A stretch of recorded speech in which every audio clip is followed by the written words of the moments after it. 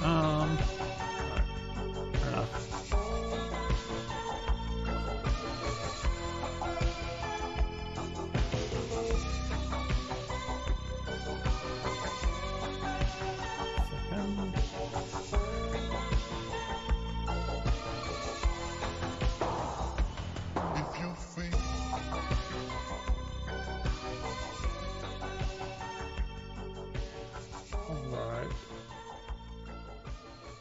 What do I have?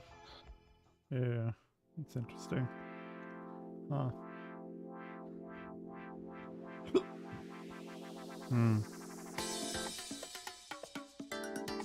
Okay, it's green. Huh, interesting.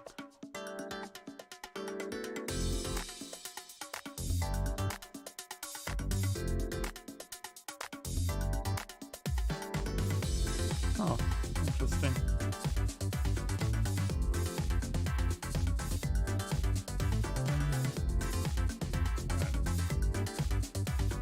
I am here. Who else is here? Basically, like, no one. Fair enough.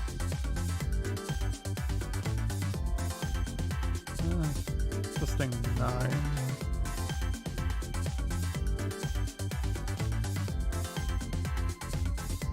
$62 subs? Really? 2 motherfuckers got folded into the fold? Fair enough. You motherfuckers are crazy. Alright.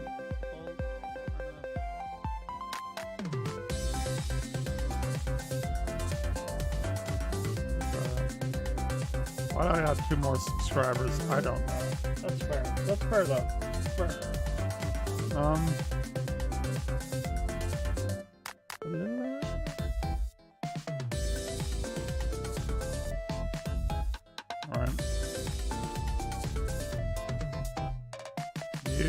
You motherfuckers are crazy for coming here right now. But I'm gonna provide you for entertainment.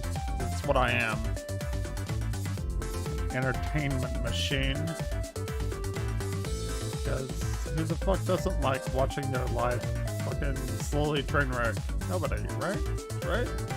Everybody likes watching a train wreck. I'm gonna do a Super Metroid speedrun, then watch some spookiness, and fuck me if I know what else.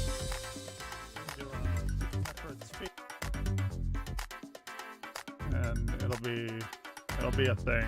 I don't know. God help us all, right? What a weird fucking stream at 5:41 in the morning. You are. I can hear what I'm saying too. I'm not oblivious.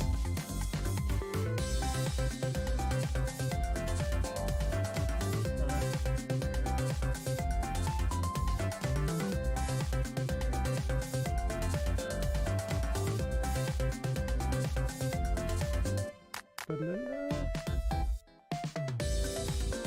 girlfriend's taking a nap. Song's down. Fair enough.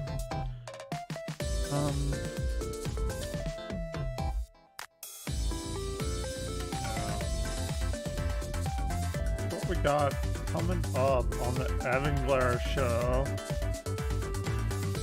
Because I love doing this shit. Fuck it, right?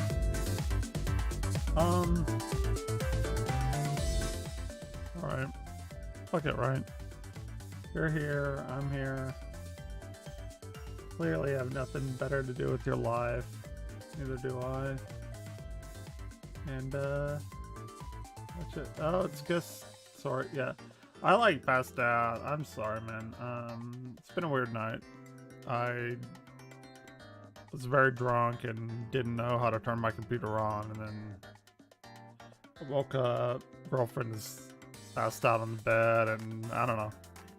I wanted to stream because it's spooky season and we're doing it. And I'm actually not completely fucked up right now. Kind of yet. Do we no, I think we're like totally all got alcohol. fine. We're gonna do a thing. Yeah, it'll be interesting. Like, oh my god, Evenglare's online. What's he doing? Probably nothing. Fair enough.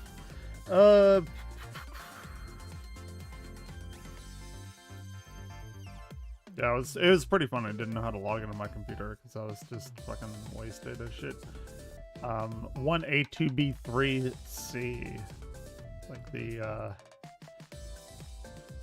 drunken like key or something. I don't know. How's it been going, man? Again, right now I'm not drunk actually, and we're gonna do a Super Metroid speedrun. We're fine. Although I'm gonna take a fuck lot of sleeping pills because I hate myself. So, what you got? What you got to work with? I'm sorry. God, I'm sorry. And my girlfriend's drunk, so she's falling asleep and everything. But hey, when I don't know what I'm gonna do a Super Metroid speedrun because that's what I do, right?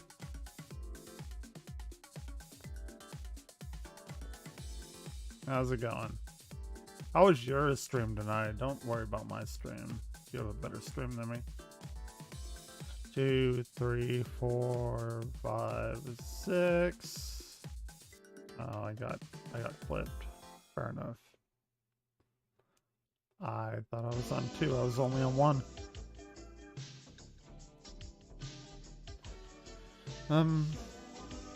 Nobody likes James Corden. I like James Corden fine. Yes.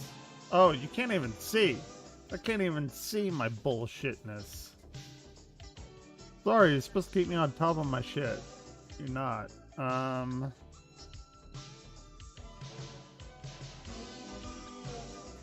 was like doing the fall on the room and I'm not there yet. Oh, that's fair, I guess. Shit. Awful. Oh, I did. Oh, I typed in Super Metroid there.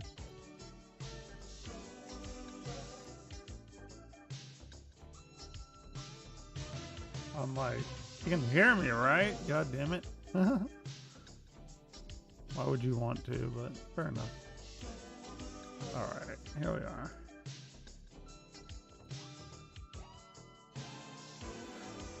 So I have some weird shit to show everybody tonight. Spooky shit. You didn't stream? Yeah. You doing Phasmo Monday, right? I will join you whenever I, start streaming Monday. Absolutely.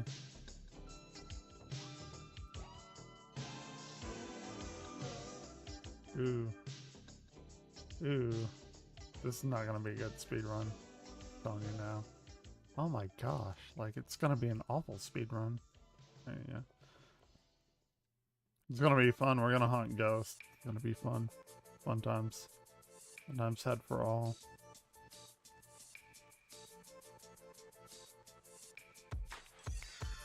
But after this, I do have some interesting spooky streams. Because we're doing a spooky stream every night.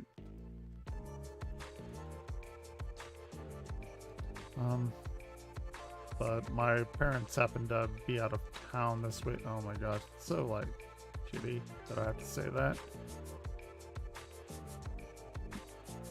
But it was a fun night, I guess.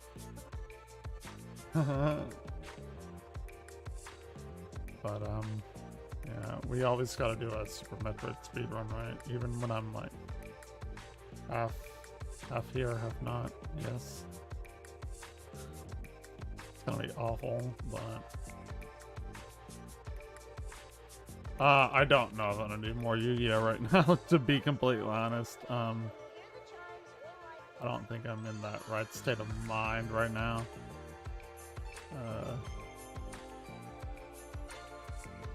I don't know. We'll see. We'll see.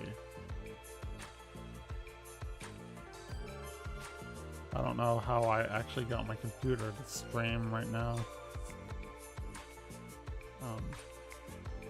I'm definitely doing some sort of spookiness right this second. After I do the speed run, and then I don't know what I'm gonna do really. And I'm only doing the speed run because it's like muscle memory to me. Just to be completely transparent.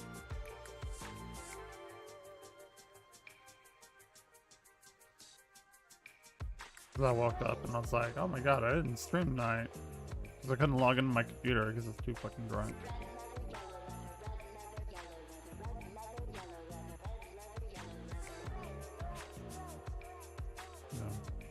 But I'm fine now. Well, fine, quote unquote. Never fine. I saw Rich stream tonight. I didn't think he was streaming tonight. I thought he was streaming today on Sunday for like bugs and stuff. He like postponed his stream. I don't know what all that was about though. So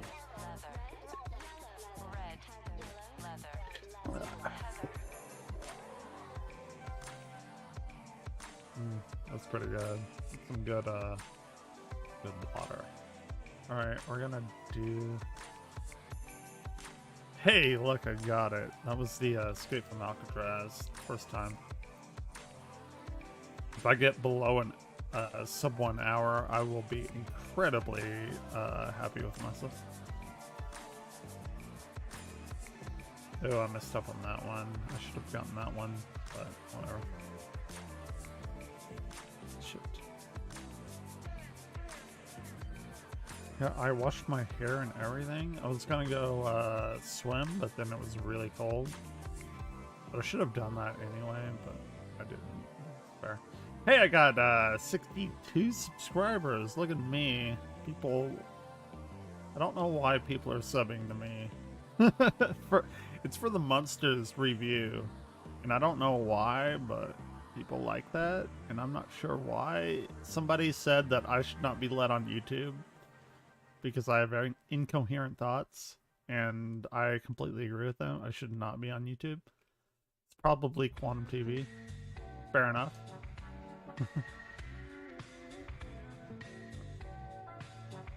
So...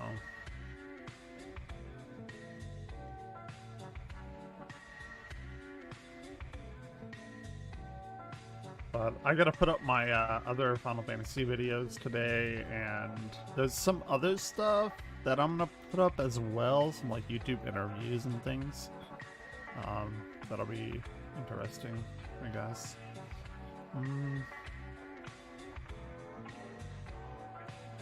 Yeah. What's going on? What's been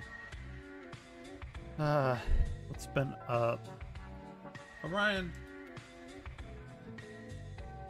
The cat is bothering my girlfriend on her bed right now.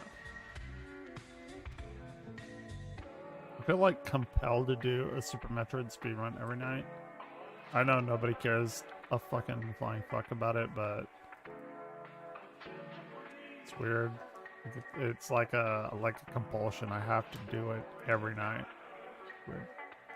Strange times.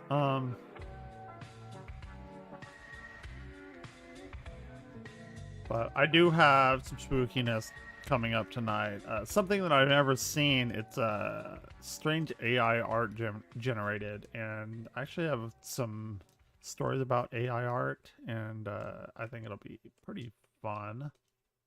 I think. Don't know. Here we go, Billie Eilish. I do not believe this will get me copyrighted. Story.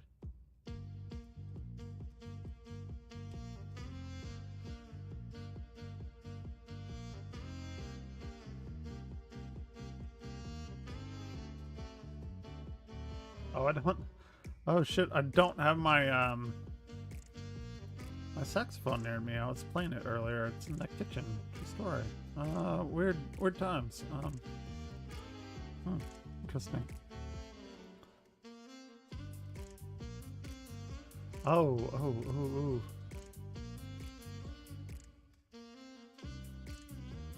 We have to get the,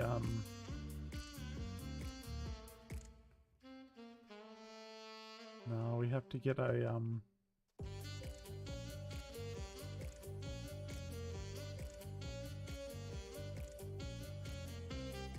this is awful. This is a terrible speedrun. Fine now. It's my music tab out of order. Oh, I see what you're saying. Yeah, it's Billie Eilish. It's, I don't have it. I see what you're saying there. Should be up now. There it goes. Music tab is fine. Second. Yeah, this is, Bad Guy by Samuel Solis.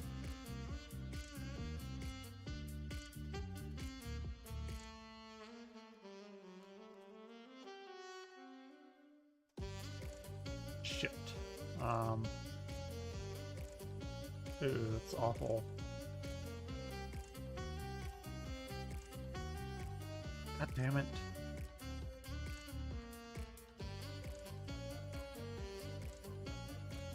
Awful. Ew, he's gonna kill me. I need,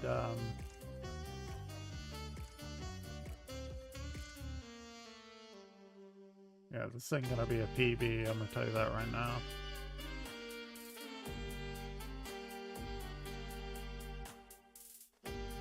But this is my Cup Noodles playlist. If you want to follow this playlist, it's my favorite music.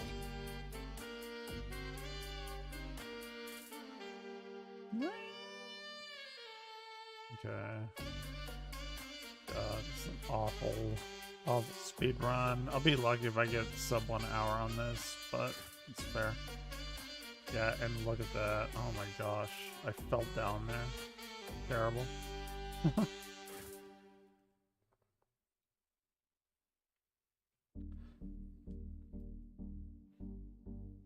This is Lean On, the X1 version.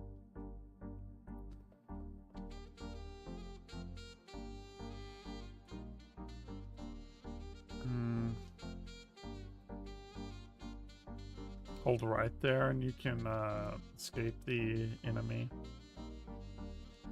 One super missile is not ideal for this right now.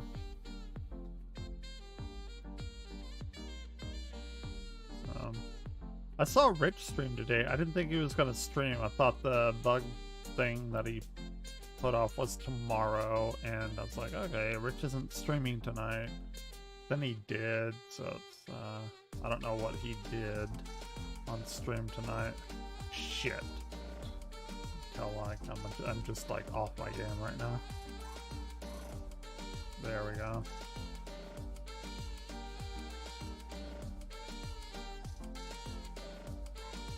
I cannot believe I paid money for that music tab thing.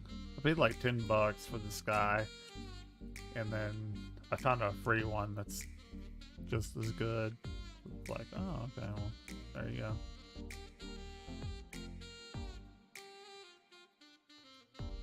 Fair.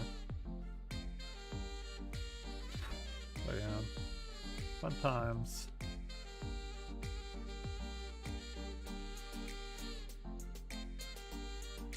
I did do a quick kill last night. I was incredibly happy with myself.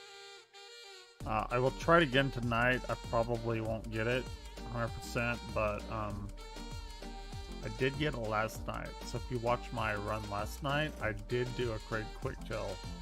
First time in about a year I've done it.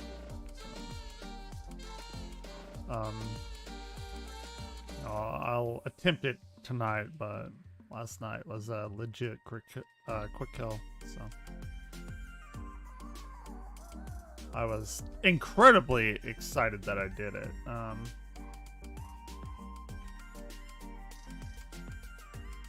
Yeah, He's going up, yeah. Quick kill is whenever he doesn't go up, like he just did.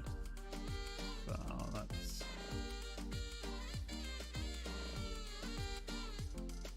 the thing.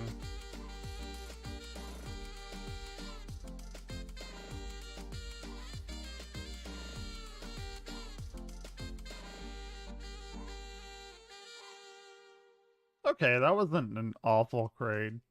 Just to be like real with everybody, that was a decent grade. There we go.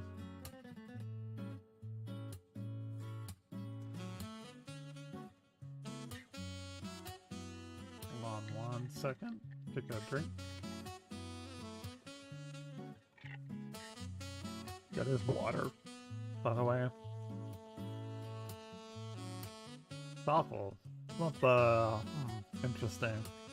Oh, I used blue raspberry squirt and not my shit that I normally use. That's why it tastes weird. Interesting. Yeah.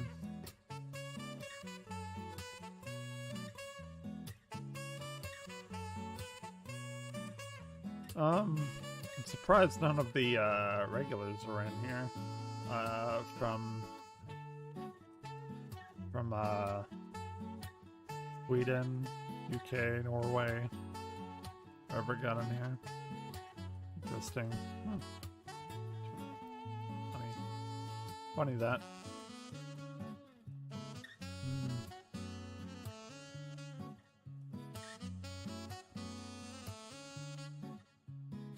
But I'm trying to do a spooky kind of stream at least once a once a day here. I do have something for tonight, this morning, whatever you want to call it.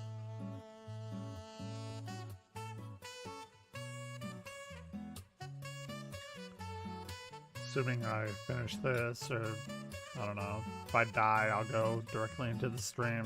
That's fair enough.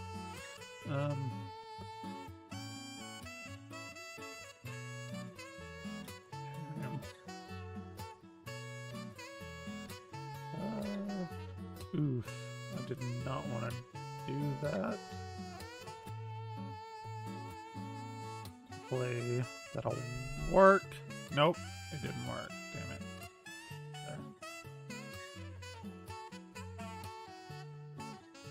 There. And that should work. Oh my god, it didn't work. Crazy.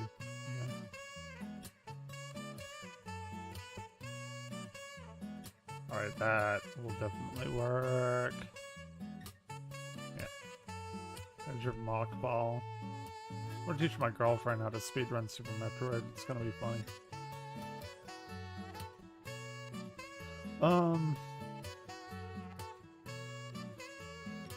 Oh my gosh, that was like a perfect fucking room right there. Holy shit. That was a fantastically well executed room. Damn.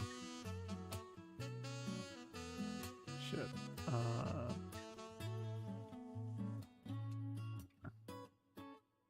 Ooh. That wasn't a well executed room, but fine. What's going on, DS? How's it going? I am working off of a hangover right now. I'm gonna do some spooky streams after I either die on the speed run or complete it one way or the other. I am fairly drunk right now, not gonna lie. Like I'm just it's like muscle memory right this second. But I gotta do a Super Metroid speed run. This is what I do, right? How are you doing? Oh my gosh, I wasted 2 super missiles. Not great. I have 62 subscribers, 62 poor souls subscribed to my channel. That times for them.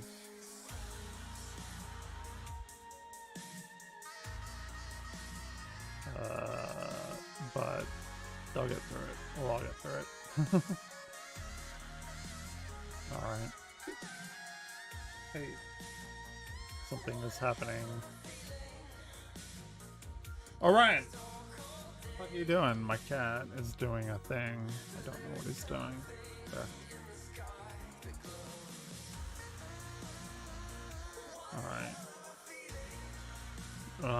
I do not need to waste that super missile. In fact, I need more super missiles if possible.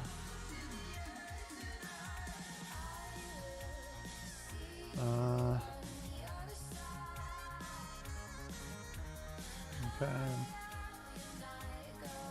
What are you up to, DS? You and your Italian self. Probably eating some good food. What? Nearly noon for you? Is that right? I should not have done that. Ew, I messed up on that one. Kind of really big time.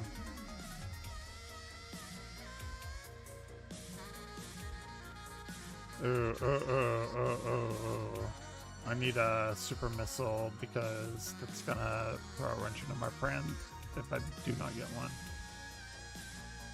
Yeah, I don't have a super missile. That's not backed great because I need one.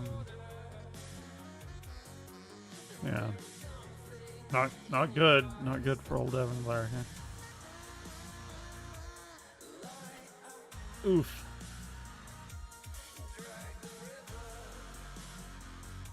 Bad super missile run for me. Man, it's awful.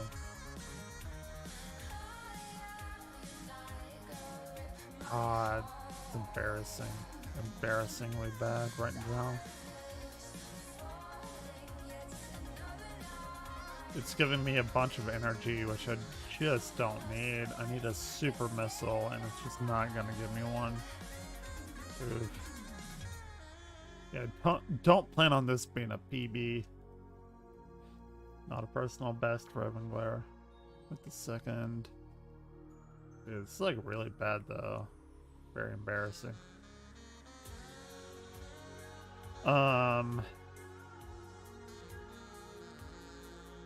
God. I might as well just like restart, start over, and just go into my spookiness, and then play some Deus Ex. This is as bad as just dying.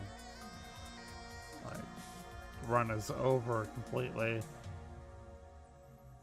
Oh well, there's one. I guess I'll finish it. Fair. Fair. Almost as bad as dying, I should say. Not quite that bad. Alright, let's see. Okay. So if I kill him, he always gives a super missile drop. Tip for the wise people.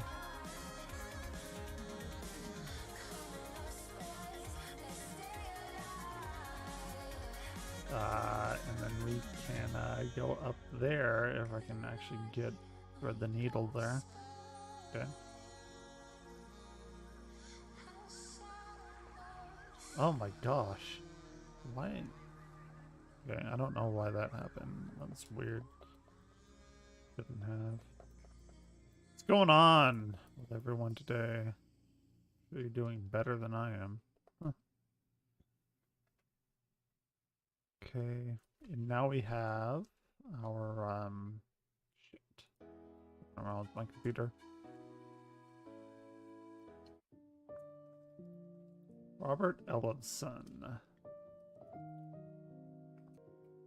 It's a very down tempo stream right now.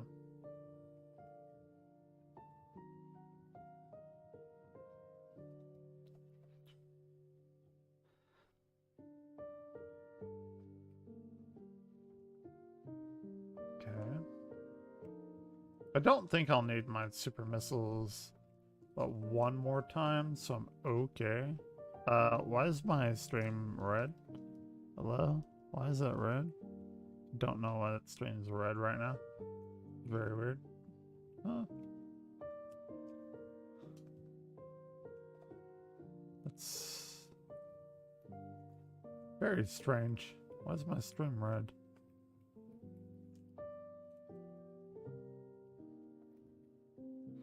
Huh.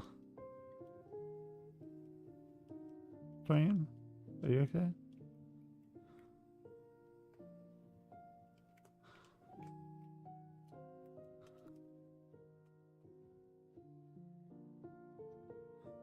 The fuck?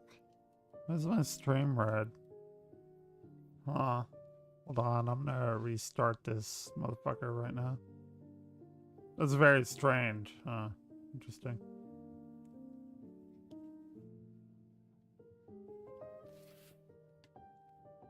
Oh. Huh.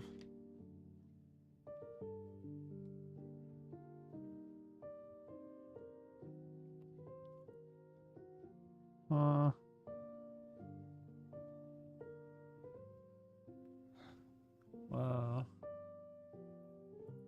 This is very strange.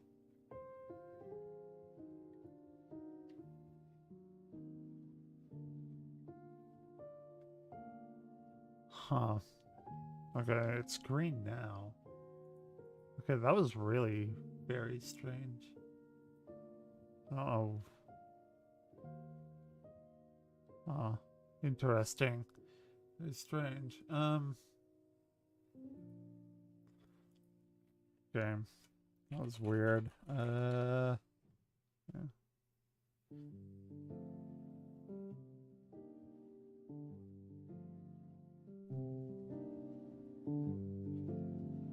Okay. Oh shit, the Shady J show's on. I may have to like that stream. He's still on where I've been like drunk as shit and then passed out and then come back and I'm still drunk and he's still on. Good for him. Holy shit. Y'all watch Game Chasers? Are you familiar with them? They're like 10 minutes away from me.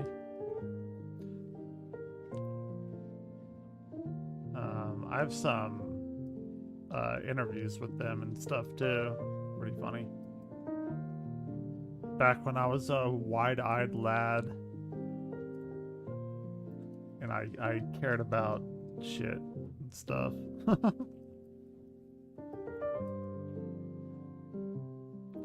It's pretty funny. I think Rich surely knows about the Game Chasers, right? Yeah, Rich knows about the Game Chasers.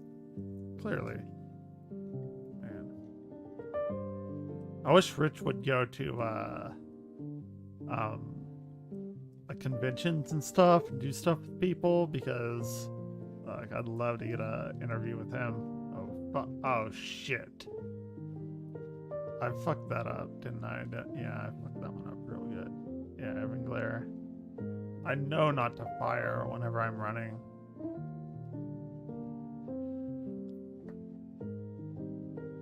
I think Rich is doing some bug eating stream tonight, so I'm pretty excited about that. Shit, I shouldn't have gone there. Yeah, this is not gonna be a PB for Evenglare.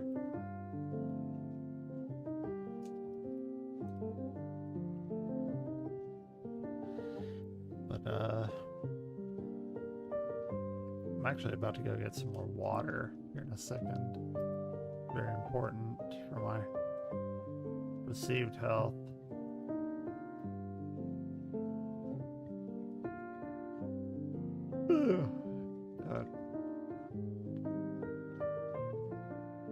Get some water after I beat Fantoon. I think that's a good thing.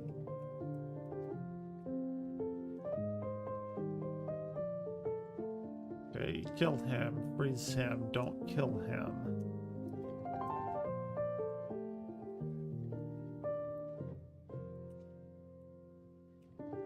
Oh, look at that. That's like a perfect room, right?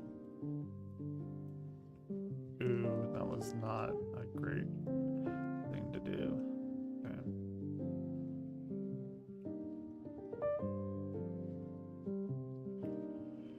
Ooh.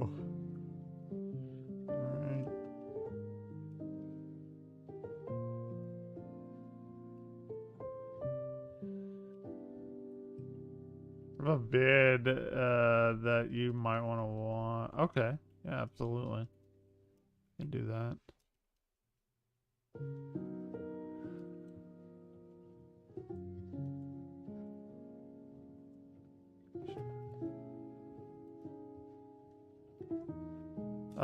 Yeah, I'll call it after Fantoon and we can do some other stuff since I got started so late tonight.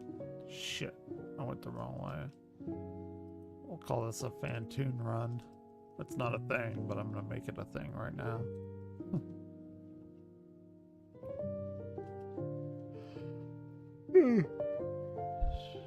Because I do have some spooky shit I want to get to as well. One reason why I did this, I do it's gonna be interesting. Yes.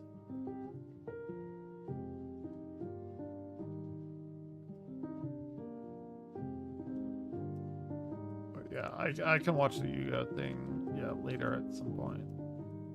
I don't know if this stream because it's a card guide, like, you know what I'm saying, but for my own benefit I might watch it.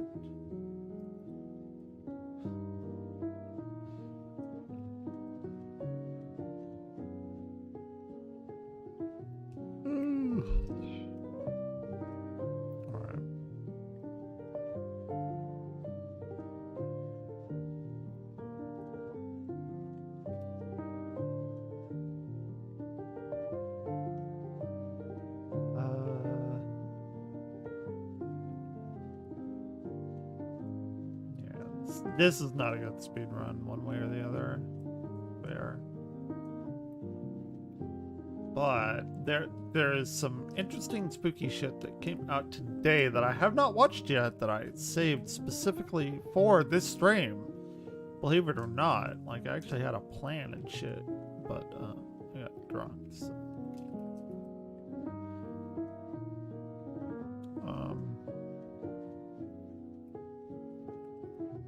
Oh my gosh, awful.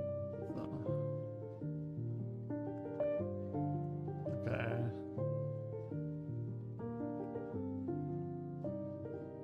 Oh my gosh, why can I execute that?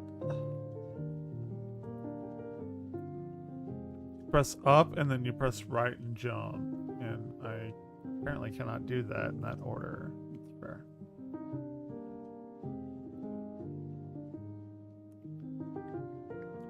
Why isn't she running? Oh my gosh, it's awful. Fucking embarrassing.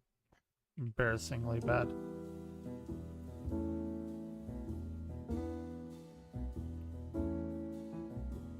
There we go. That's how you do it. We're not gonna get the missile, but that's okay. It's fine. Okay, and then you do that, and then we have that. God help a person that... Oh my god, that's awful. That's terrible. That is incredibly embarrassingly bad.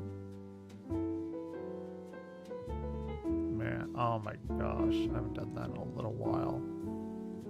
Okay, that's fair.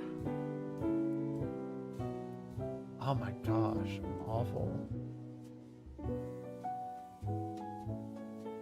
It's like a noob running, doing a Super Metroid speedrun. Oh, and I bonked my head. Fantastic.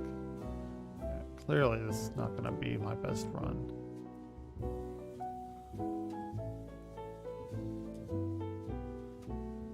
Okay. Oh my god, really? Shit. It's awful. This is what not to do in a speedrun. I'll just like aim at that. What not to do in a noob Super Metroid speedrun. Don't do any of these things. Okay. Man, I just want to beat Fantoon and I'm awful at it right now. That's fair, I guess. I'm never gonna get over there. Kind of accepted that right now. Like rage quit and turn this shit off. I'm not. I'm gonna beat at least Fantoon, and then we'll watch some spooky. Maybe, if I can even get to Fantoon. I might turn this off. Why?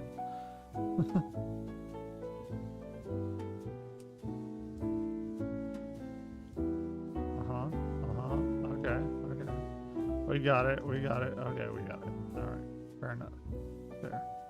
Man, Deez like comes in, it's like, hey, and then dips out. That's probably what I would do on the stream as well. Hey, I'm still alive. And then go somewhere else with more varied, better content.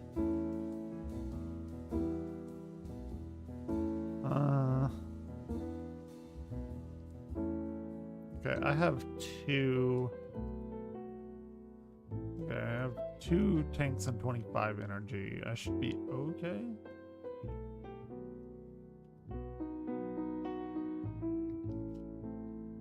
Okay.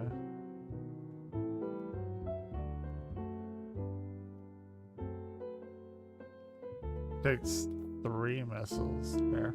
That's fair. Okay. Here we are. Either sink or swim, Evenglare. Right now. Bro, I just want regular fucking water. I don't want that blue raspberry water. Yeah. Awful.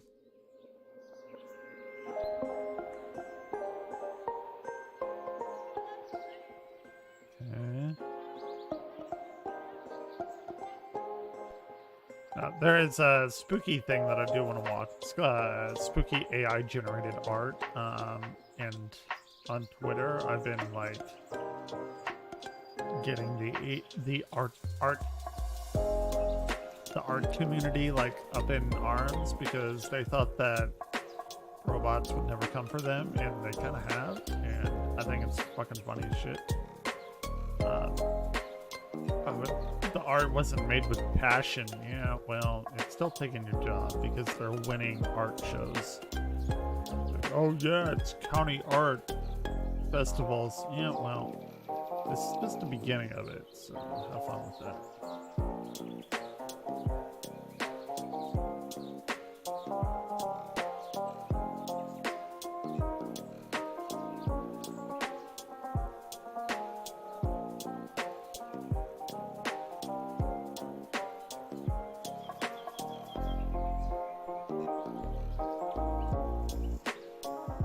Look at that, I nearly died. I made my way back from it. That's fun.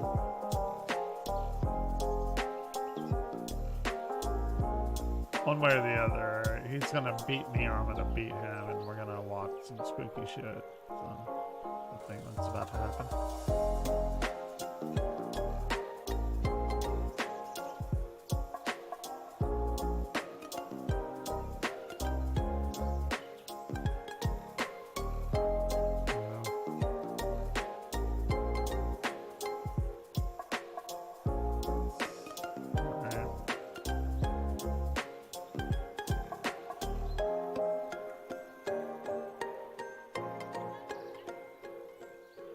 I think one more super missile will do him off.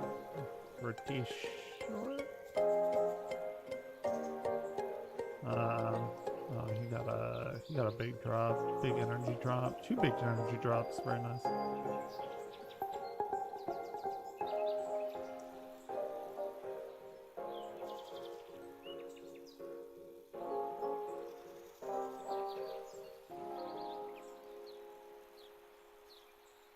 Yeah, it did them off. Okay. Now we're gonna watch some spooky shit. Hey, look at that. I beat Fantoon. It's a half a run. Whatever. It wasn't that great of a run, to be completely honest.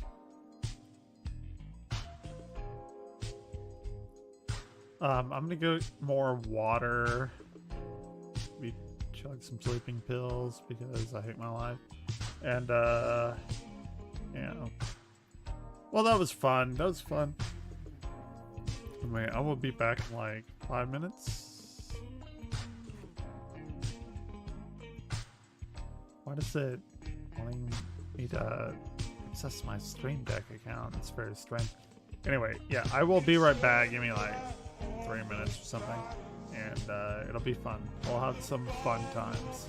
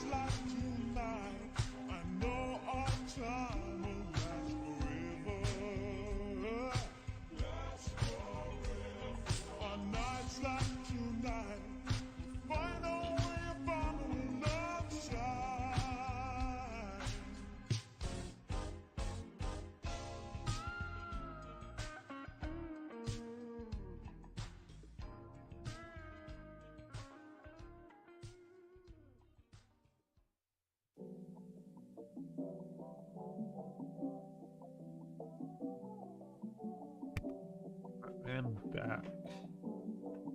Water here. Ooh, we're getting... Oh shit, we got some red going on, but...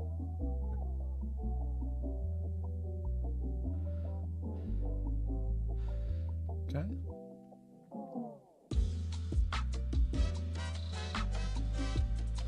What's Shitty J doing? It's just Shit. It's just fucking dead. It's pretty funny. Oh fuck. man. What's up, everybody? What's up, y'all? Oh, no one is here. Oh, no one. Oh no, he's not live. Okay. He got off. That's fair. I was like, oh my god. Okay.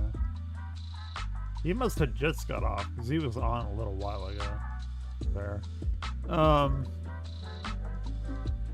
62 people. Look at that. Look at you motherfuckers. I don't know why you're here, but God help you. So Nexpo put out some stuff that we're gonna watch. The Disturbing Art of AI. And this is gonna be pretty fun. Tomorrow I'm gonna do a deep dive on I don't know what I'm gonna do tomorrow. Maybe Backrooms. Backrooms is like a multi-day event kind of thing because there's so much on the Backrooms that we could go towards. But we're gonna do Disturbing Art of AI. So let me do that.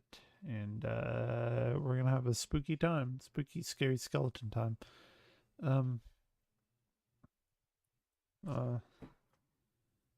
Disturbing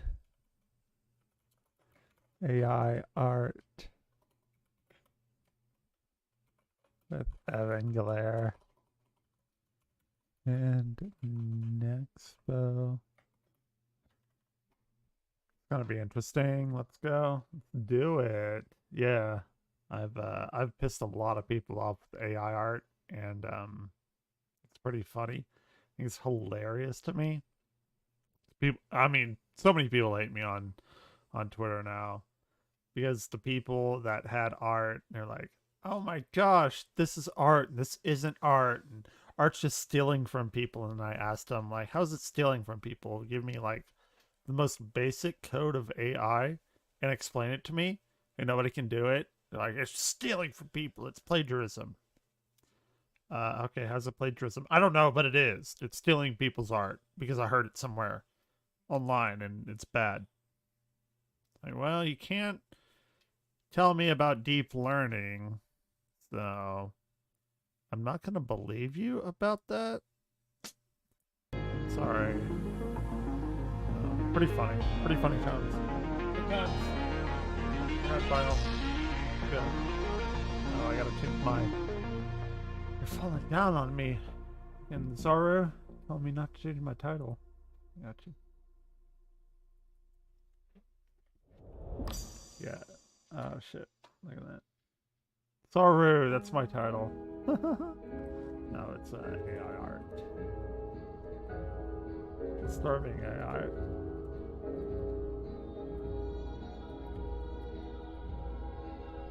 Video contains imagery that some viewers may find disturbing. Good. Why would you go and visit life that's not disturbing? I'll even turn the light off. There you go. What do we have here? Okay. Terrifying. I've never seen this. This is fucking hot off the presses of the Evenglare disturbing stuff. I don't know what I'm gonna call it. It's gonna be fun. Yes, that is fucking terrifying. Okay, that's terrifying. Terrifying. Don't like it. But it's spooky season. God damn it. It's my favorite kind of season because it's awful. 9/6. It's Tuesday night. Huh? Let's go. Let's go. I'm here for this. I'm here for all of it. Wildfires rage over West Coast California. CD Projekt Red announces DLC. Hell yeah. And over in the Cyberpunk, furthest fuck reaches yeah. of cyberspace, a musical artist named Yeah, they steal art. That's the claim. Somebody said they steal art and change the lip color. And you know what? I'm a purveyor of AI art because I think it's fantastic and amazing. And I have my own little collection of AI art because... Okay. Well, I'll tell you. And whoever is watching this later, God help your soul. Because my pictures, I've delved into a little bit of art. All right, this is about a day or two of my art.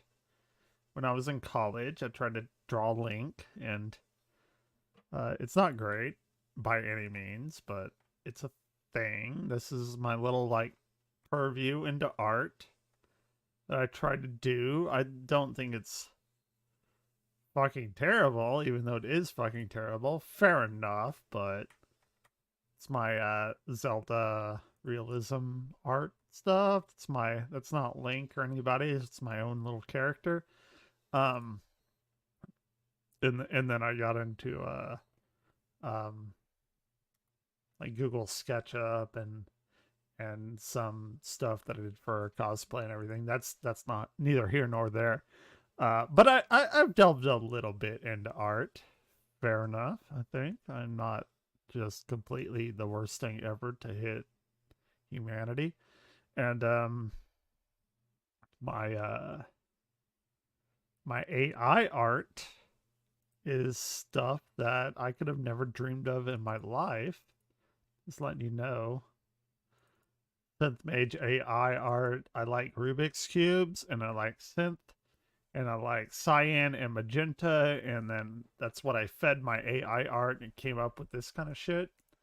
I think it's pretty fucking dope, not gonna lie.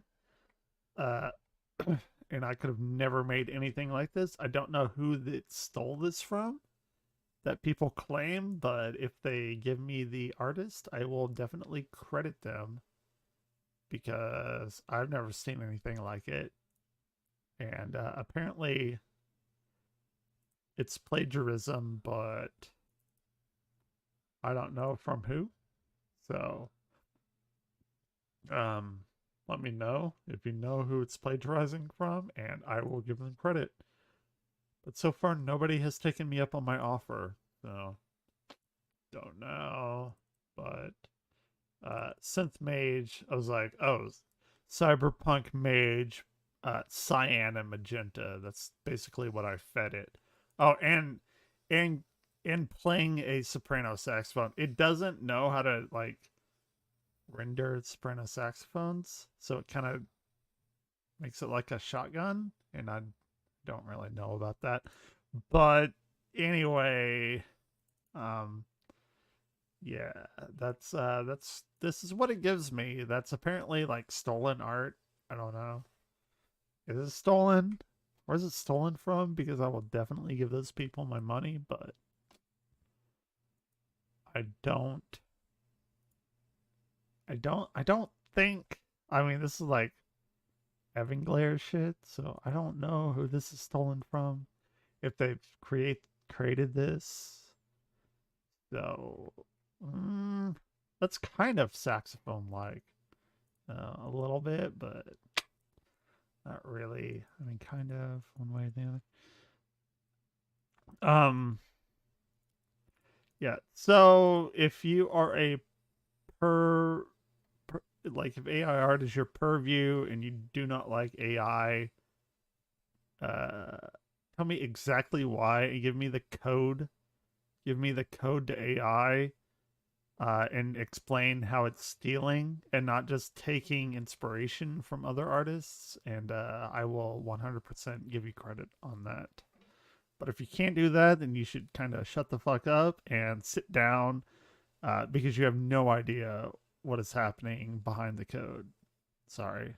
But if you don't know anything about deep learning, don't pretend that you do. Sorry. AI evolution is scary but intriguing. Yeah, absolutely. 100%. 100%. And I'm kind of like shitting on people that are telling me that this is stealing and plagiarism, because I've never had anyone provide proof of that. And they're like, oh, well, it's stealing different artists' designs, but like, isn't that what art is about? Isn't it called like inspiration? Like, you're just telling me that AI has inspiration, and I don't know. So, oh no, Sora becomes sentinel. Yeah, exactly. I'm sorry, like it's so funny because artists and shit, they were like, oh, ha ha ha, yeah, AI is gonna take your job, and you're gonna get out of work because of AI, and then it comes from art. Like, there's Beethoven's 10th Symphony, which we can listen to here in a little while. It's like, oh, AI will never take the art from the artist. No, it's been doing that for a little while. AI has been creating music and poems, and now we have art and stories and novels and stuff from AI, and they're kind of great, and they're only going to get better. AI is in its infancy. This right here that we're looking at is like the equivalent of an AI being in its very first days on Earth. This is what's producing, and it's only going to get better from here. So yeah, maybe don't be so fucking quick to laugh at people that are getting their jobs taken by robots and shit, because it's coming for you, and it's coming from art, it's coming for music and stories and everything, and it's only going to get better. Sorry. Very kind of spooky, but it is what it is. Anyway, sorry, that got like really dark, and I didn't mean it to, but I am like people on Twitter are being destroyed because of AI shit, and I think it's hilarious because this is some fucking cool shit, right? Like, AI is definitely learning. This, I kind of fed it Rubik's Cube, Cyberpunk, Mage, magenta, cyan, and this is what it gave me. Who did it steal this from? Because I will definitely give them credit. But if it didn't, then I don't know. I don't know. I don't know. Anyway, let's listen to Nexpo, The Disturbing Art of AI. I am so excited about this. We're going to restart it because I just started the video, and let's go. Let's do it. It's going to be fun.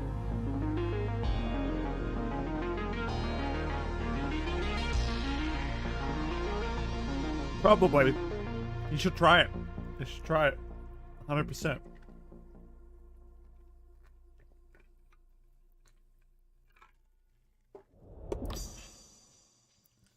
I'm gonna go get some water while this starts to play again. I already drank all mine.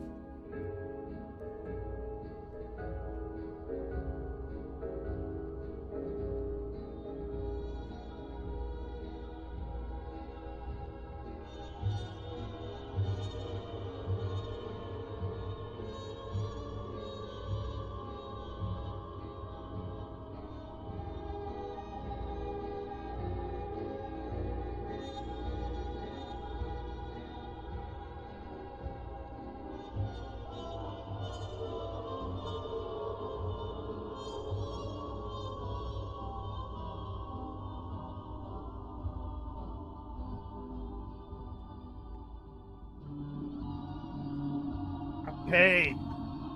We're getting some spooky in here. We are getting some spooky in here. It's terrifying. It's awful. It's terrifying. But it's fun. It's fun.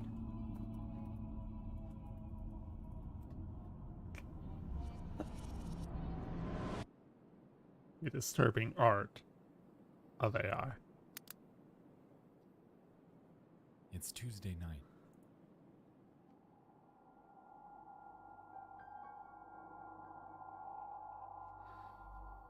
Wildfires rage over West Coast, California.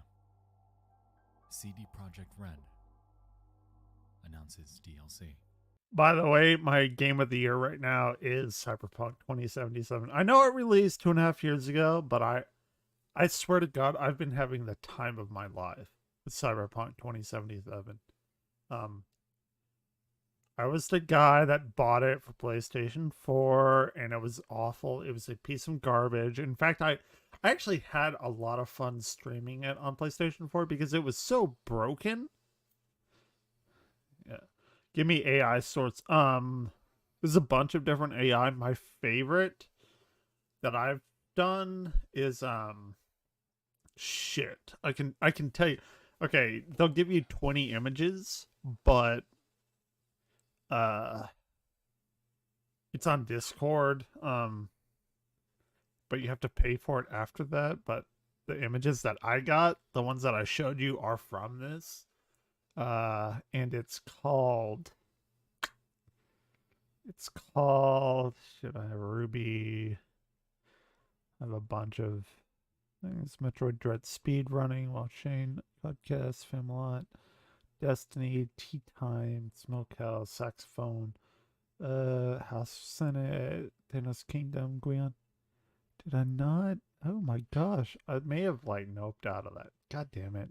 I think I probably did. Because I couldn't get any more art from it.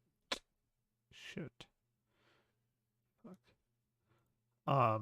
Fuck. I don't know. You may have to go on your own little Odyssey, Sora's Odyssey on the AI art thing. There's a bunch of them. And they're all very different. The one that I found was really good, but then, like I said, you get 20 free images and then they charge you like $30 a month. Wasn't for me. I have no money right now. So. And over in the furthest reaches of cyberspace, a musical artist named Super Composite makes a discovery. Here we go. Here we go. This is creepy.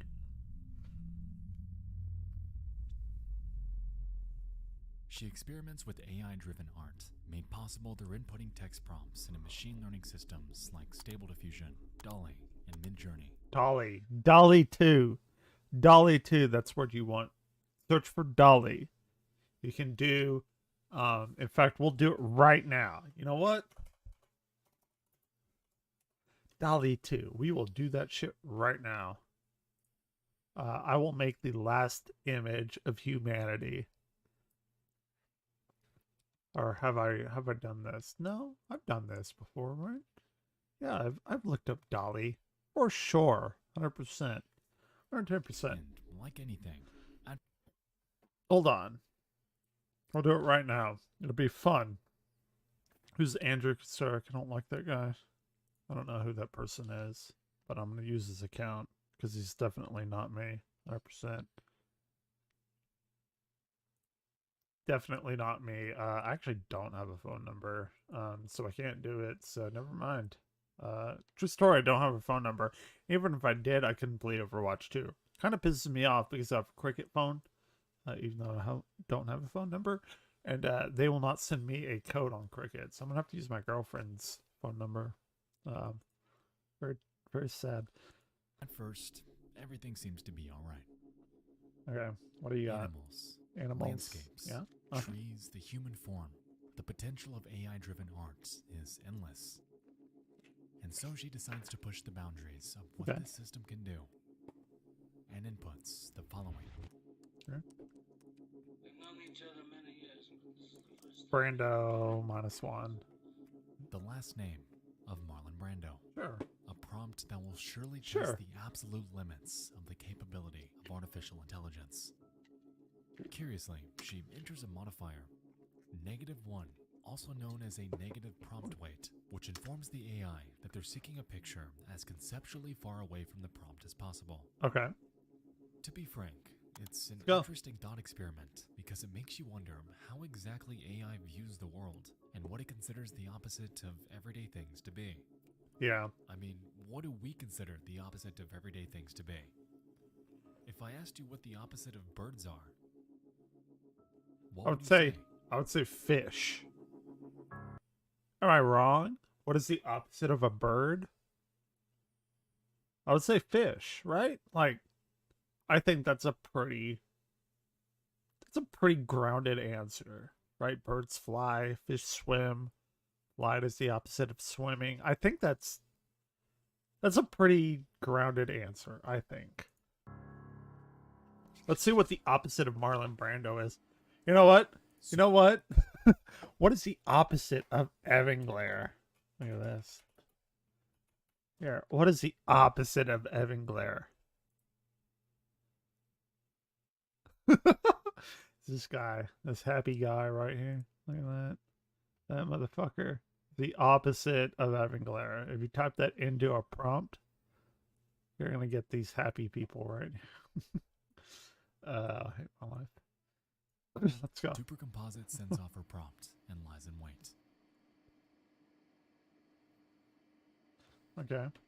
The minutes tick by without much concern Uh-huh. until, finally, I haven't seen this, by the way. This is brand new for me and you and everybody who's here.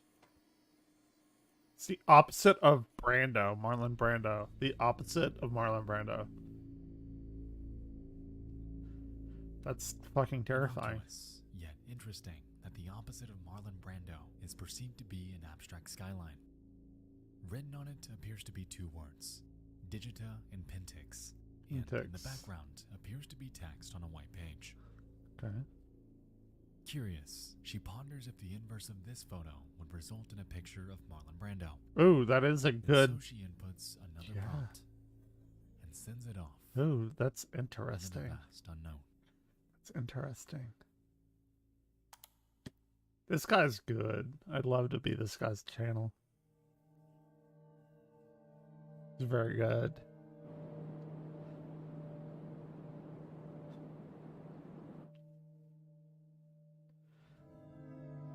RT. Art stuff. Yeah, because if you get the inverse of the art, of the.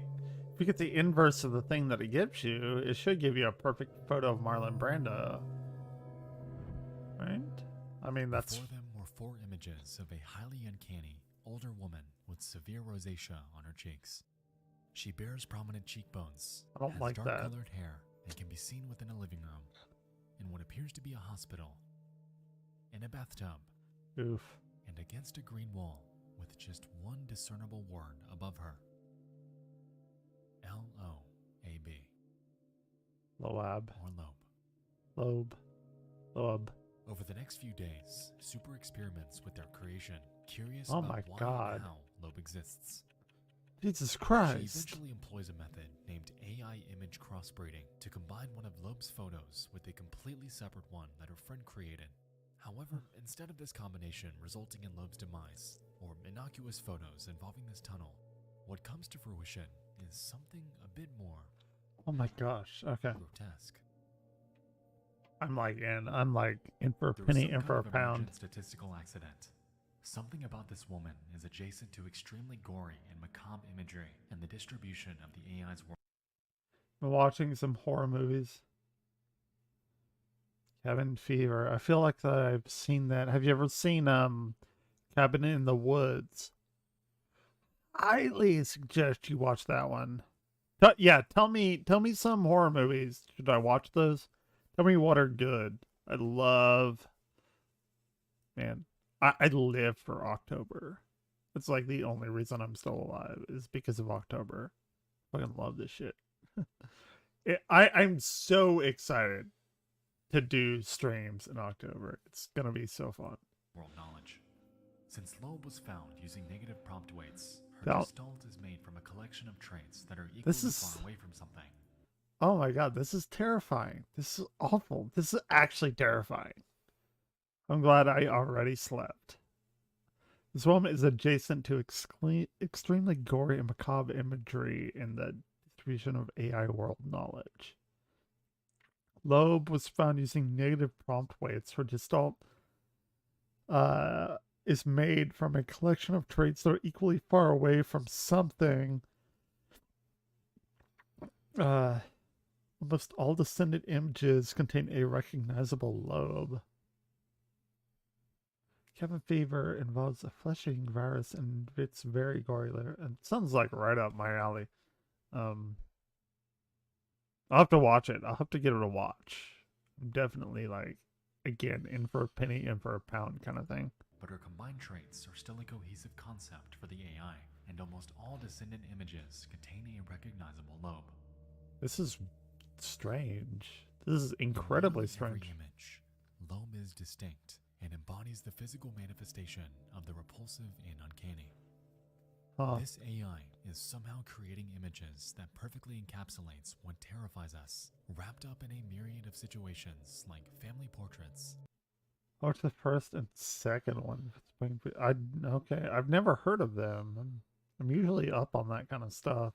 Interesting. You ever seen Cabin in the Woods?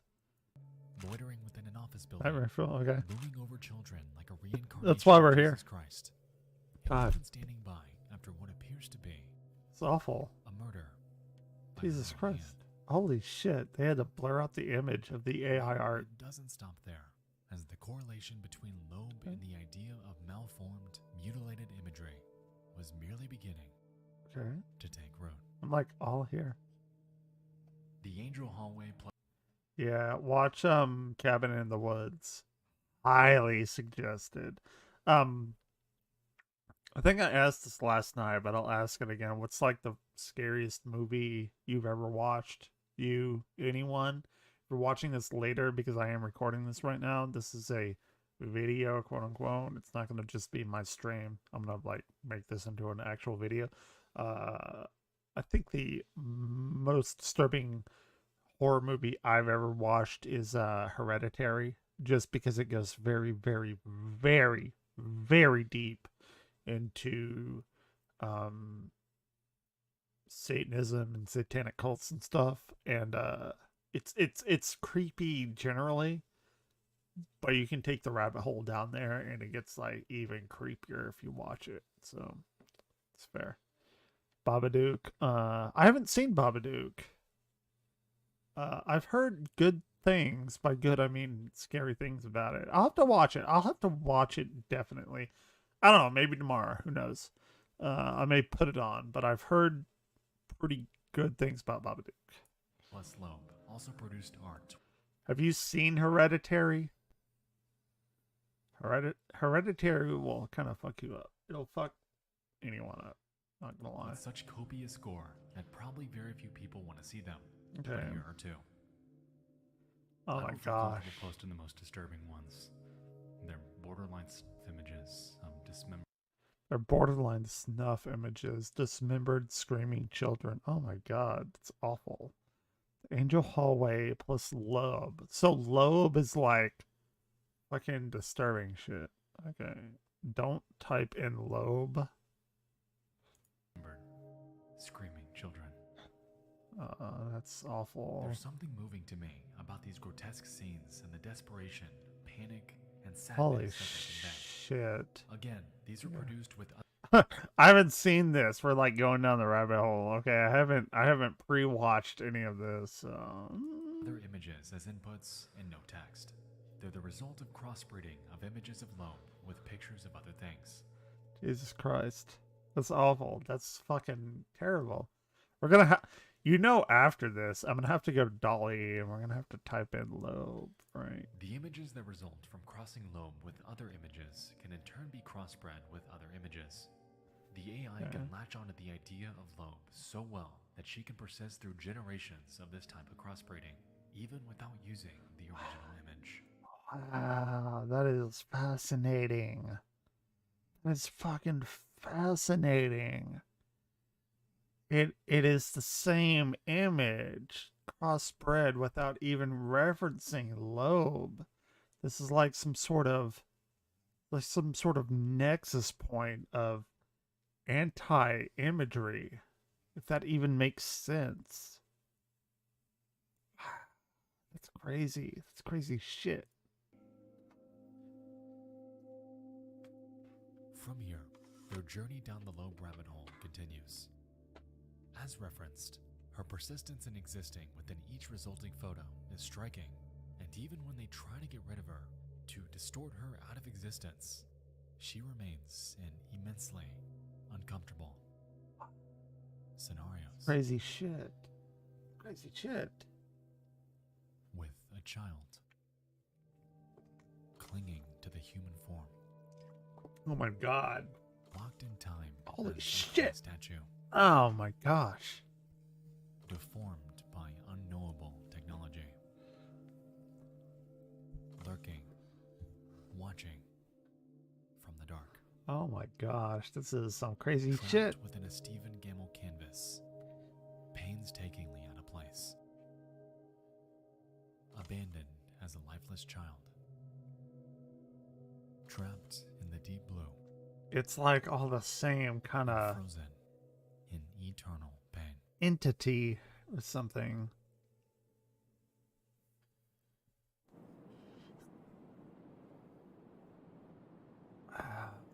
I was ripping Loeb apart and putting her back together. She's an emergent island in a latent space that we don't know how to locate with text queries. But for the AI, Loeb was an equally strong point of convergence as a verbal concept. Holy shit. The big lesson for me here with Loeb is that image prompting can Loeb. essentially be used as your custom parameter to question the AI's form of thought. You can produce original styles and characters that you literally discover. Negative prompting can help you find emergent accidents, much like Loeb, too. That's creepy. This is largely where her thread ends. She claims that she'll update it with further pictures of Loeb as they're created, and that's a promise that's held true. To this day, they're still adding to it, and this Really? thread, in its entirety, serves as an interesting dive down a surreal, uncanny, and dreamlike rabbit hole regarding this undisclosed AI art generator and its bizarre affixation with this one specific face. As we can recall, the original prompt referenced the inverse of Marlon Brando, and the resulting image was nothing like any human would logically expect it to be. Well, of It was an course. abstract skyline. So how did this come from this?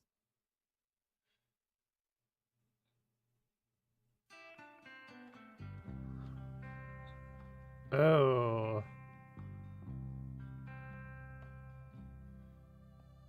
Oh my gosh. People have hollow eyes. I know better there immediately. Yeah.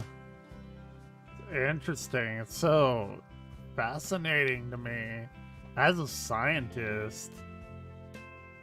And I'm not saying I'm not creeped out by it. Believe me, I am, but this is interesting. Grandma's picture, it's 2003. Being a scientist, I'm not like above like creepy shit, but it also like the creepy shit is vastly it's a curiosity point for me. Absolutely. Interesting. Oh my god, that's fucking nightmare. What? Oh my god. What the fuck? That's nightmare fuel. Oh, holy shit. That is fucking nightmare fuel if I've ever seen it. Ever in my life. Oh my god, that is terrifying. The most terrifying thing I've ever seen in my life. Holy shit. No. This shit is more terrifying than anything we've seen before.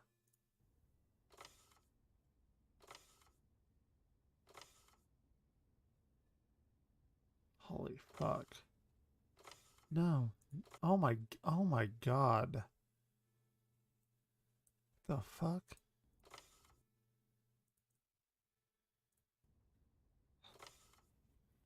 What is that? That's not even like, that's like some kind of fucking eldritch horror thing.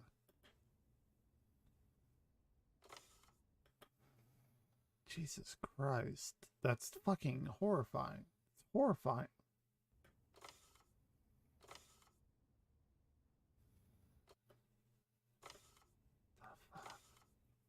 What are we watching? Am I gonna die tonight? I'm gonna die tonight. Everyone who watches is gonna fucking die tonight. Sorry. My bad.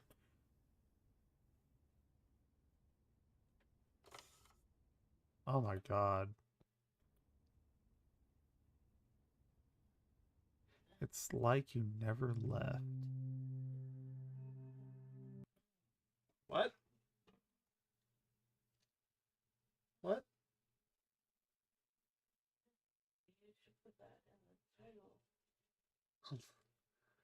You're asleep. You're dreaming. It's funny. My girlfriend's dreaming. It's freaking me out a little bit. Not gonna lie.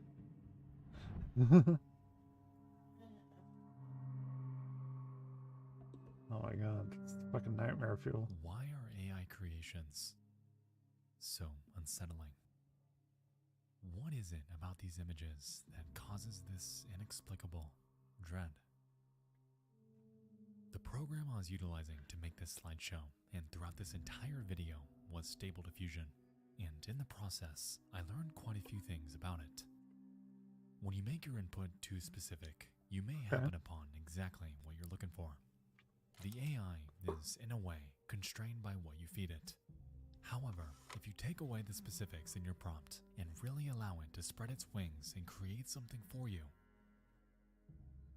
well, that's when things get interesting. God. It's gonna be some weird shit. Anomalies, much like Loeb, await, hidden away within the confines of something called latent space, or the medium in which AI recreates the features it's been fed. You may have seen other examples of this idea before, notably with a Twitter thread from June in which this person discovers what appears to be a demon after inputting a completely made-up word. Krungus. Krungus, they called it, which is pretty creepy and is even something you can discover yourself. Uh-oh. I'm gonna go down But this it rabbit isn't hole. just disturbing, off-putting creatures and faces that this system excels at, and the span of AI's weirdness isn't always as straightforward as entering a text prompt that we know will give us something scary. As a matter of fact, one of my favorite examples of artificial strangeness dates back years. So let's pause and let's head back.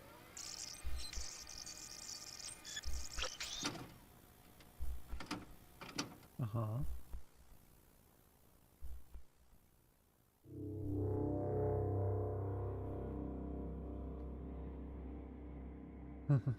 In 2019, an anonymous programmer going by none other than the girl who talks to AI set out to create a simulation of the human brain by utilizing a system known as a Generative Adversarial Network, or GAN for short.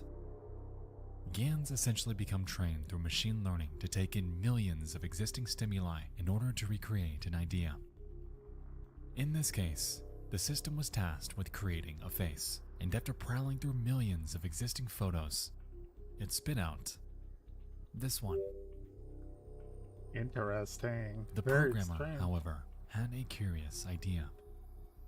Since the AI's entire worldview is constrained by the sum of its inputs, what would happen if it were to slowly forget the very thing it was trained for? And so, with the AI's neurons visualized to the right, she shuts them off one by one until this face distorts into something completely unrecognizable.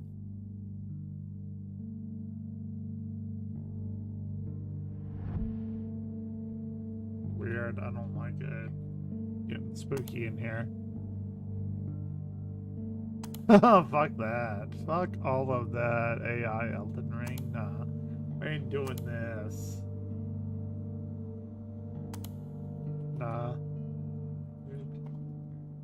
The parallels between synthetic deconstruction and afflictions of the human like mind are that. clear, and this project serves as a curious looking glass into the realm of neuroscience and how we as individuals perceive life around us. The way that face slowly distorts into a faded memory, leaving the remaining neurons scrambling to fill the void, leaves us with an end result that is haunting. And to this day, this remains as one of the most fascinating AI curiosities that I have ever seen. That's so fucking weird. So weird. That's like AI simulating fucking like dementia or something. That's creepy. That's so creepy.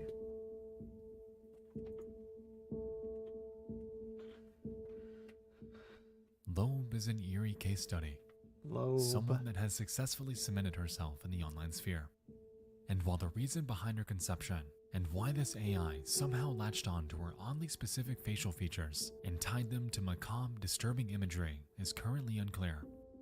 What is certain is that her persistence has left us with an interesting revelation. Okay.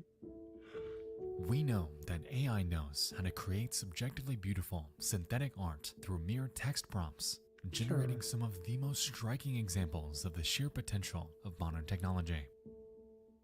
With that said, who's to say that it can't excel at the opposite? Relatively, the adoption and potential of synthetic art is merely beginning.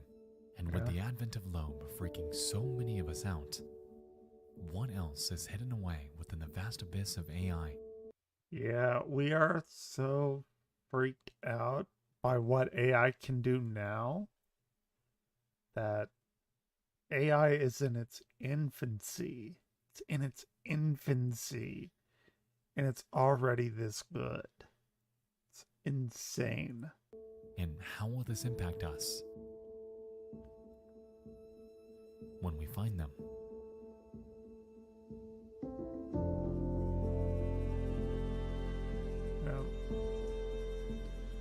That was a good video. I'm so happy we waited to watch that. Okay, we're going to do the vanishing of David Lewis now.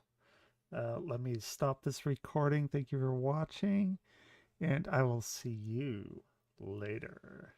I'm not stopping this stream, but this video. Okay. All right, now we're going to do the vanishing of David Lewis. 20-minute video. Let's go. This is what I'm here for. This is what I'm here for. Nobody's gonna watch any of this. Fair enough. That's fair. Nor should you.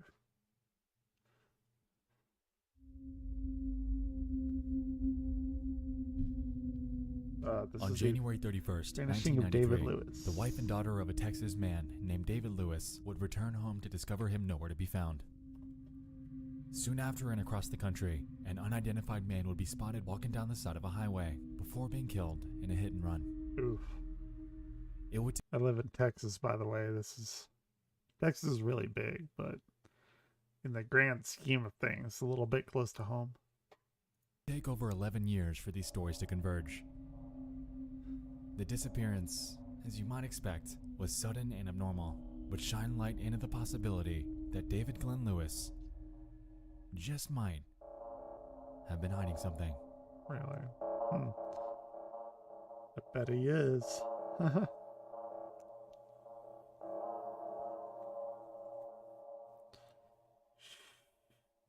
Awful. It's crazy. Love it. Like I love October. It's weird shit. Weird shit goes on. Every month needs to be October. Crowd, the fans are going wild, and the show is about to begin. Welcome everybody to Bud Bowl 5. Oh yeah. Whoa, Ma, this place is rocking! It was 1993. Super Bowl weekend, to be exact. With Okay. preparations in place in a lively Dallas, Texas, awaiting an influx of sports fans, festivities were abundant for one of the largest sports events of the year. Mhm. On the 28th of January, David's wife and daughter, Karen and Lauren, embarked on a 400-mile trip from their home in Amarillo to Dallas for a weekend of shopping in the Hey, city. look at that. That's where I The reason why am. David stayed behind is Let's unclear. go. Hell yeah, gallon hat. Some have stated that he wanted to record the game to a VHS. You know, I don't own a cowboy hat, but I kind of want to because I think I could pull it off with my long hair. I think I could do it, but I haven't done it yet. Bad. I'm a terrible Texan. And since their VCR lacked a function to begin a recording at a set date, he had to be there in person to start it. Others, like his wife, have made tangential statements alluding to the possibility that he had to work, since he was a lawyer. I'm not a lawyer, I'm a From the scientist. span of January 28th to the 31st, what took place back at the Lewis home is unclear. So they didn't say where in Dallas because I do live, at the moment, I live south of Dallas. I like to call myself a Fort Worth resident. It's my favorite place that I've lived in DFW. Fort Worth is a fucking great town. By January 31st, though, Karen's testimony aided investigators in piecing together those missing events. That evening, the game was scheduled to begin at 5:30 p.m. Central. Okay. A few hours after this, around 11:15 p.m., Karen and Lauren would arrive back at the home to discover David nowhere to be found. Oh, this is some Deus Ex His bullshit car right was now. missing. There was clean laundry in the dryer. Okay. His wedding ring and watch were intact on the counter. Weird. I never took my wedding ring off when I was married. Interesting. There were 2 freshly made turkey sandwiches in the fridge. And the VCR had recorded even after the match was over. Who makes freshly made turkey sandwiches and put it in the fridge? Unless you're like making it for people that are coming over. Sure. Very strange. Interesting. We're gonna At crack first this. glance, the circumstances here wouldn't exactly raise red flags, I mean- since there appeared to be no evidence of foul play. Kind And of. so Karen assumed that he'd merely been working late or watching the game somewhere. I mean, this. I don't know. Is that a weird thing to put a ready-made sandwich in a refrigerator? I've never done that.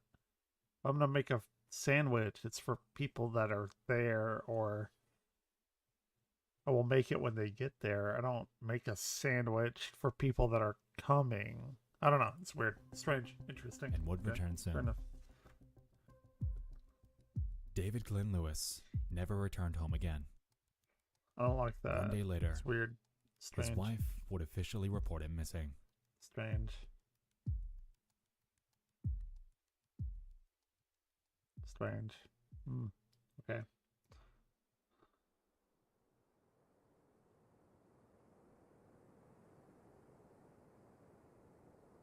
A hit and run. Okay. All right. At around 10:30 Hey. p.m. on the night of February 1st, Can we just say thank you to my fucking internet? Although it did kind of mess up here, it's been very nice lately.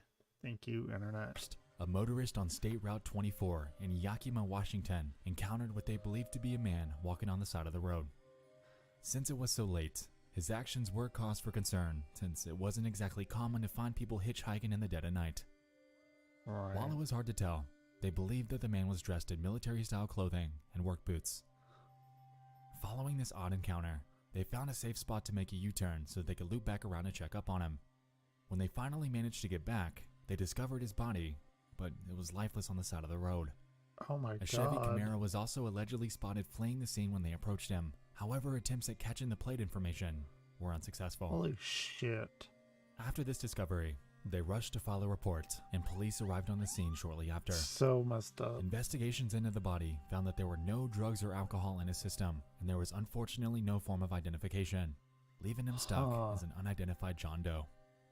The Camaro that was spotted was one of the only working leads, and since the shoulders on State Route 24 weren't exactly pronounced, the hit and run that took place was eventually deemed accidental, leaving the case to remain stagnant. Shit. That's not great. God. Can you imagine like just nobody knowing who you are and just like leaving you for dead? Like that's it. That's like the end point of your life. Nobody knows where you are, who you are. Like it's crazy. Crazy shit. Crazy shit.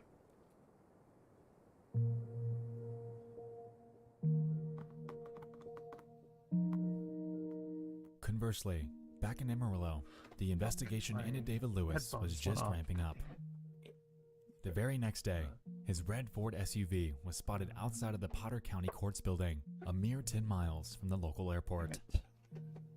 Inside the glove box, investigators were able to find his credit cards, driver's license, and checkbook in spots that Karen claims he usually keeps them. Soon after I'm this back. discovery, Karen Lewis expressed even greater concern since it was incredibly out of the ordinary for him to just vanish without any of his possessions or identification. It began to seem that there was a piece to the it's puzzle that weird. investigators were missing. Very strange. Something that had potentially placed David in the crosshairs of an adversary. Do you have any adversaries? I don't. Oh, I'm hitting a lag In one spike. of her testimonies, Karen Lag claimed that a few spike. weeks prior to his disappearance, her husband Fine told now. her that he believed that he was in danger, but wouldn't Hold on. Why is this lag spike happening? Lag spike happening. Awful. provide any information Okay. as to what the immediate threat was. This eventually led David's family to express the belief that it could have been linked Don't know. Your girlfriend is snoring very loudly. Why is this lag spike happening? I'm at like 500. Do what? You're cute. David Lewis. You ever heard of David Lewis?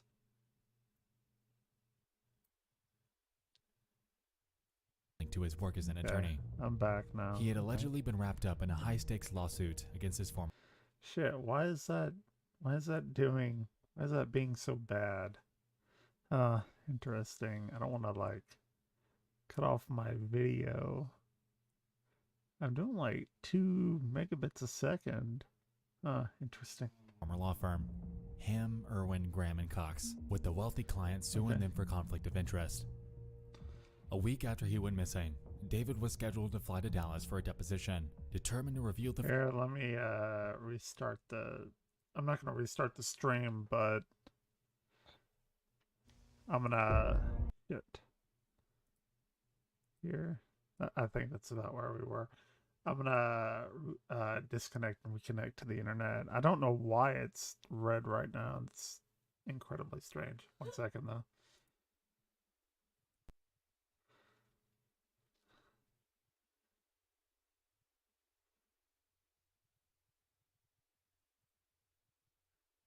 Oh, what that happened? It's strange.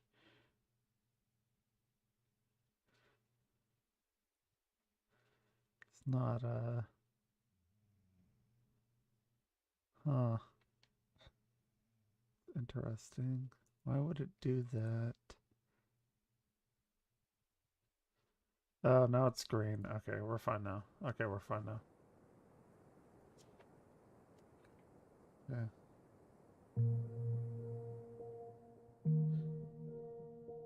Just message me. Conversely, back in Amarillo, the investigation into David Oh, I Lewis gotcha. I was got just your ramping video. up. The Okay. very next day, his red Ford SUV was spotted outside of the Potter County Courts building, a mere 10 miles from the local airport. It's red Inside again. the That's glove weird. box, investigators were able to find his credit cards, driver's license, Okay, a it's checkbook, green. and spots that Karen claims he Green usually now. keeps It's them. green now. Okay, we're fine. Soon after this Fine. discovery, Fine. Karen Gonna Lewis be good. expressed even greater concern since it was incredibly out of the ordinary for him to just up and vanish without any of his possessions or identification. It began to seem that there was a piece to the puzzle that investigators were missing. Sorry about that. Something that had potentially placed David in the crosshairs of an adversary. Okay, we already went through this. Fair enough. In one of her testimonies, Where? Karen claimed that a few weeks prior to his disappearance, her husband told her that he believed that he was in danger, but wouldn't provide any information as to what the immediate threat was. Ooh, that's weird. This eventually That's led David's strange. family to express the belief that it could have been linked to his work as an attorney. He had allegedly been wrapped up in a high-stakes lawsuit against his former law firm, Ham, Irwin, Graham & Cox, with the wealthy client suing them for conflict of interest. Ooh, is he like Better Call Saul? Saul Goodman? A week after he Great went video, missing, by the way. David was scheduled to fly to Dallas for a deposition, determined to reveal the firm's misdeeds no matter the cost. It was noted by his father that shortly before he vanished, he claimed that he was, quote, going to tell the truth, whoever it hurts. These leads, unfortunately, also materialized nothing. That's weird. Strange. Spooky. Don't like it. Weird. Weird shit.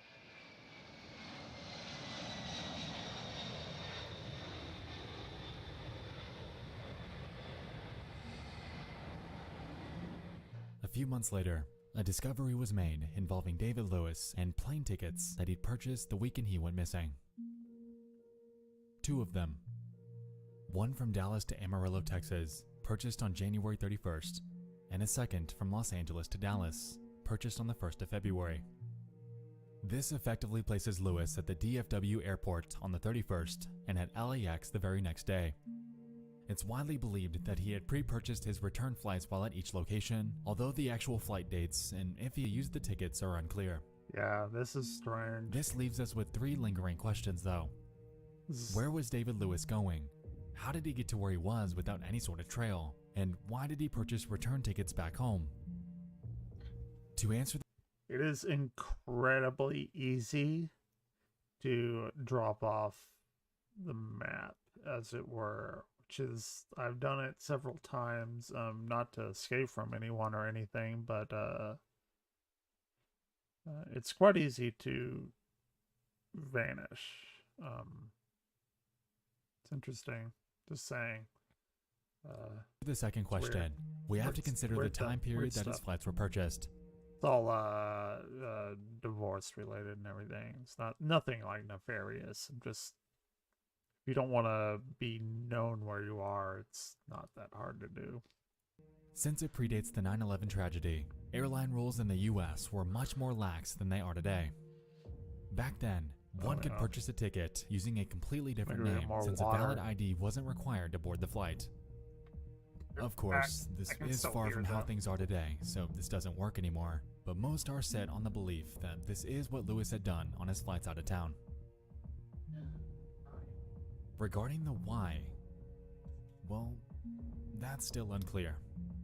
Some have postulated that he was trying to get away from that aforementioned threat, covering up his tracks along the way. It's believed that, for him, it wasn't as imperative to fly under the radar, so to speak, while returning home. But that is, if he ever planned to.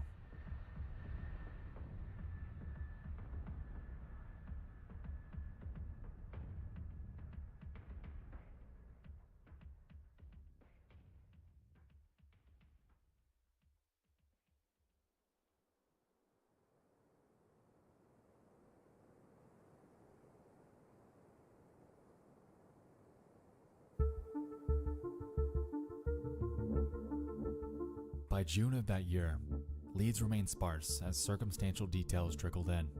It seemed like piecing together what and where David Lewis did and went was paramount to harvesting any sort of answer on his current whereabouts and motivations. A Del Rio, Texas news publisher by the name of the Del Rio News Herald published an allocated timeline of Oh, I'm getting red dropped frames here, and that's weird. I don't like that.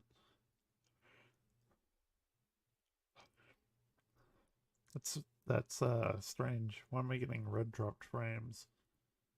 Huh. up to that point in the investigation, and while it doesn't exactly provide any definitives, it does exemplify the fact that Lewis's weekend was far from ordinary. According to the write-up, starting on Thursday, January 28th, Lewis had left his workplace at noon, claiming he was sick. The next day, a friend spotted him rushing through the Southwest Airlines terminal at the local airport with no luggage. On Saturday, $5,000 was deposited into Lewis's bank account, with a neighbor spotting his red SUV at home.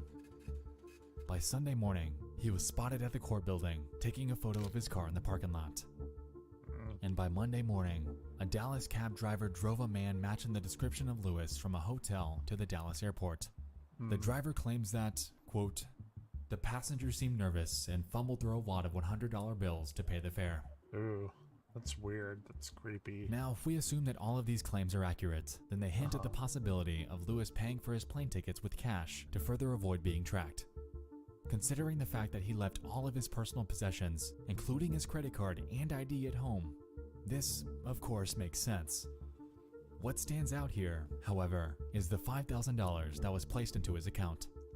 Unless he was allocating a substantial chunk of that for some other obligation, I don't think a few taxi rides and plane trips would come anywhere close to reaching that monetary milestone. Right. The only explanation that could account for a sum of this magnitude would be some sort of direct deposit from his employer being wired into his account. Considering the fact that he was a longtime lawyer, it wouldn't be far-fetched to assume that this would be the reason. But if that were the case, why would it, at all, be notable? If this were his typical pay, then it would be simple to discount it as just that. Work compensation. Sure. Just food for thought. Well, depends on when he Jumping got to paid. his Dallas, Texas encounter on February 1st. Did they say when it was I'd like to highlight paid? something. It's interesting. If he were taking a taxi from a hotel to the Dallas airport, then we have to assume that he spent the night in Dallas after arriving there the previous day. Sure. Thinking back on the chain of events, though, presents a unique inconsistency.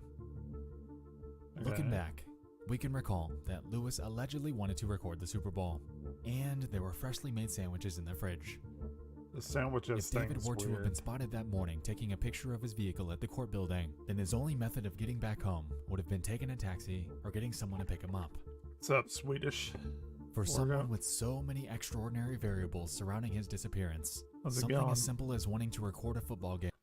We're doing some fucking sneaky detective work, and you just missed. I will put it up on my.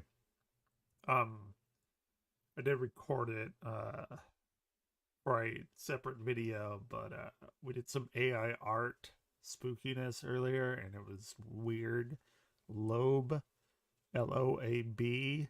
Don't go down that rabbit hole unless you want to spend some time on that. Immensely unexceptional. Strange. The typical long play VHS tape records approximately 4 hours of footage, and the average football game is around 3 hours. You're 28 and you just woke up. Nice. 12 minutes long. Very nice. If we're assuming that the VCR hold on didn't. 1 second. What? Do what? You gotta go? Okay. Oh shit! Yeah, you did. 1 second. 1 second. I will be right back. I'm gonna have to edit this video. Damn it. My girlfriend's gotta get. Okay. That's fine. Have any sort of auto record feature, and it makes the events surrounding this that much more puzzling. Why go through the effort of dropping your car off that morning only to make it back home, going about your day, and even making sandwiches like everything's alright? Weird. Why up and weird vanish stuff. after 5:30, leaving behind everything you have? This is, of Well, course, she's awake. She's assuming awake. that the VCR did not have an auto record function. You gonna sneak out? Unfortunately, He didn't quit it, confirmation yeah. for and That's what against she this did. minute detail have never been released. And because of that, it's unclear whether he left that morning when he was spotted, or later that night. She's gonna be back later though. Doesn't matter. So, her- That sentiment yeah, her largely and Isaac. encompassed the Lewis case investigators. Well, It seemed that the pieces were falling in line. However, substantial Yeah, answers wham, bam and thing, leads to yes, the body exactly. were mostly non-existent. but I did Because get of the this, internet toward. and after 11 months, the search unfortunately concluded. One second. I will be back. Give me like 5 minutes. Just take care of shit. Be right back. Here's some music for you. I will be right back.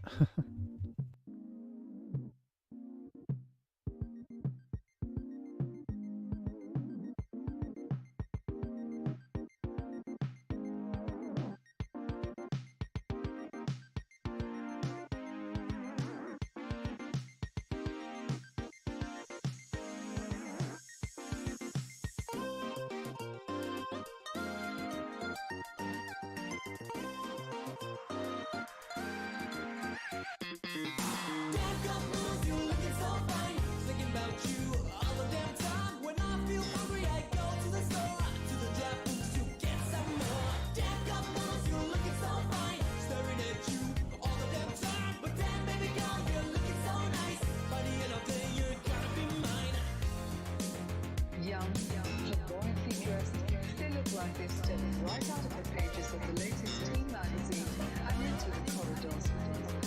They block up passageways, they live lonely, their status, they fool around, lots of flags, keys. There is no way that I can take my eyes off you. So let me wrap my hands around you. It's just you and me tonight. Jack up, almost you looking so fine. Thinking about you all the damn time. When I feel hungry, I go to the store, to the dry food to get some more. Damn, come almost you looking so fine.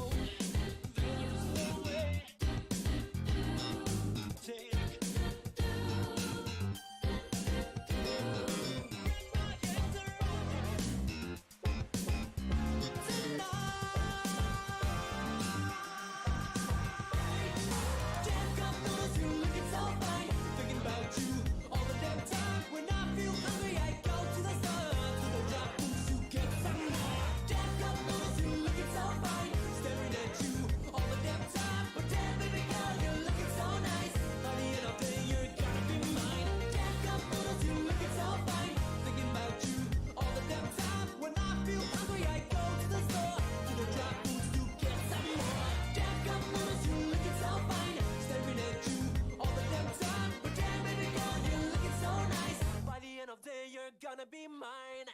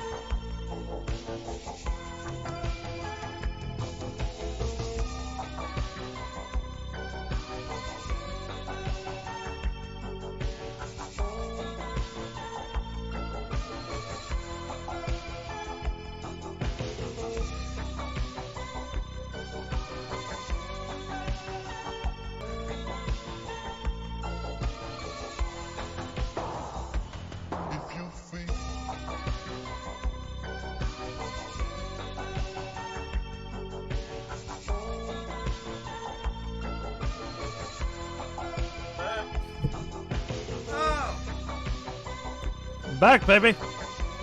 Holy shit. Is the internet working? Maybe, maybe not. Probably not.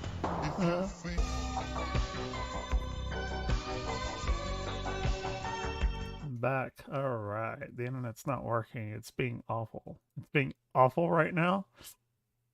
It's being terrible right now. Jesus Christ. Why is it being terrible?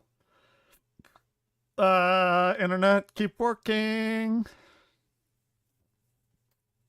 Whenever I edit this video, it'll be fine. Video's fine. Internet's not fine. Were this a video, it would be a different thing altogether.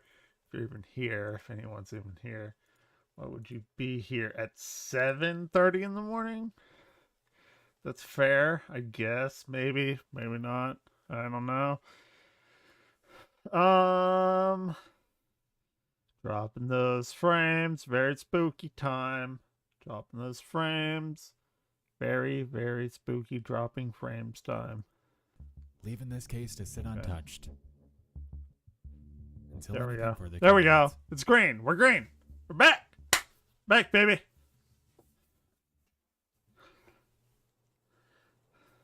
Back. Doing stuff and we're back. Overdue breakthrough. Here we go. No fucking It back. would take over Not 10 even funny. years before the events that took place in Yakima and Amarillo would converge. 4 people. In 2004, a Washington state detective named I hate my Peter Ditter voice. was reading a series by the name of Without a Trace. Peter After becoming Ditter. fascinated with the topic of missing persons, he embarked on a personal journey to identify any that he could. After looking into a few and their characteristics, he eventually stumbled upon coverage of the situation that played out that night in Washington. He cross-checked the photo from the crime scene with various contenders and realized that the Ethernet. person I looked know. incredibly Yeah, I similar know. to Shut David up. Glenn Lewis. Shut up, Saru. I know I'm terrible, and this is why you're here. This is my thing. If I had shitty internet, if I didn't have shitty internet, nobody would be here, right? Of Amarillo. The only catch was that Lewis was known to have worn glasses, while the unidentified body wasn't wearing any when he was found. I wear glasses. Upon further investigation them. into the I hate characteristics them. and items that were found on John Doe's body, however, a pair of glasses were among them, effectively sealing the deal that this man was, in fact, David Glenn Lewis. Ew. I don't know. I need to brush my hair. I did wash it last night. I don't know. May go swimming today. It's pretty cold out, so. But of course, Don't know. this discovery would only raise more questions than answers. What may go obligations would swimming. David We Lewis may have to go in swimming today. Yakima, Washington, of all places? Miles is Yakima, spotted in Washington. military-styled clothing and work boots, attire that Karens come forward to claim are extremely unusual for him. If he had all this cash, 8-bit Eric. why couldn't he grab a rental car or a taxi? We can't claim that he had drugs or alcohol in his system, since those tests came back negative. I very much might have some alcohol in my system because I drank a fuckload last night. Not gonna lie. So why exactly was he spotted walking down the side of a Washington highway at 10:30 at night? Mango, pineapple, Well, that's vodka. where everyone's stuck. Some have postulated that it could have been tied to the Not case gonna he lie. was working on against his former employer, and others have settled on the possibility that it could have been linked to a mental breakdown.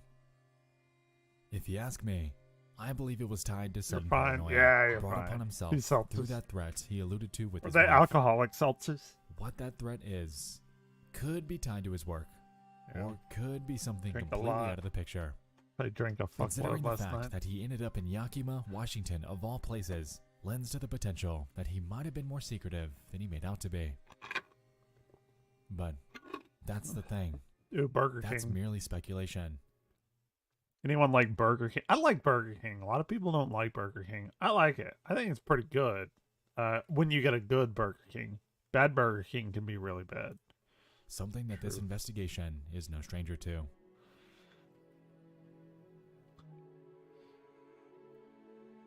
And that's where we sit.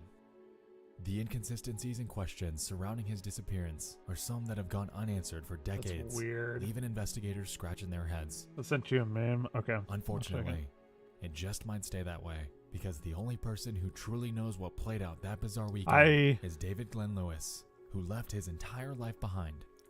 I'm kind of with you, Swedish Wargoat. I don't eat just a whole bunch of fast food, but I'll tell you, Burger King, there was a time when I went up to Denton from Nacogdoches, and you don't know any of those places, I'm quite sure. Maybe you do. Maybe you know Denton, but probably not Nacogdoches, which is where I went to college. And it's about 4 or 5 hours, something like that, away from one another. And all of my friends were in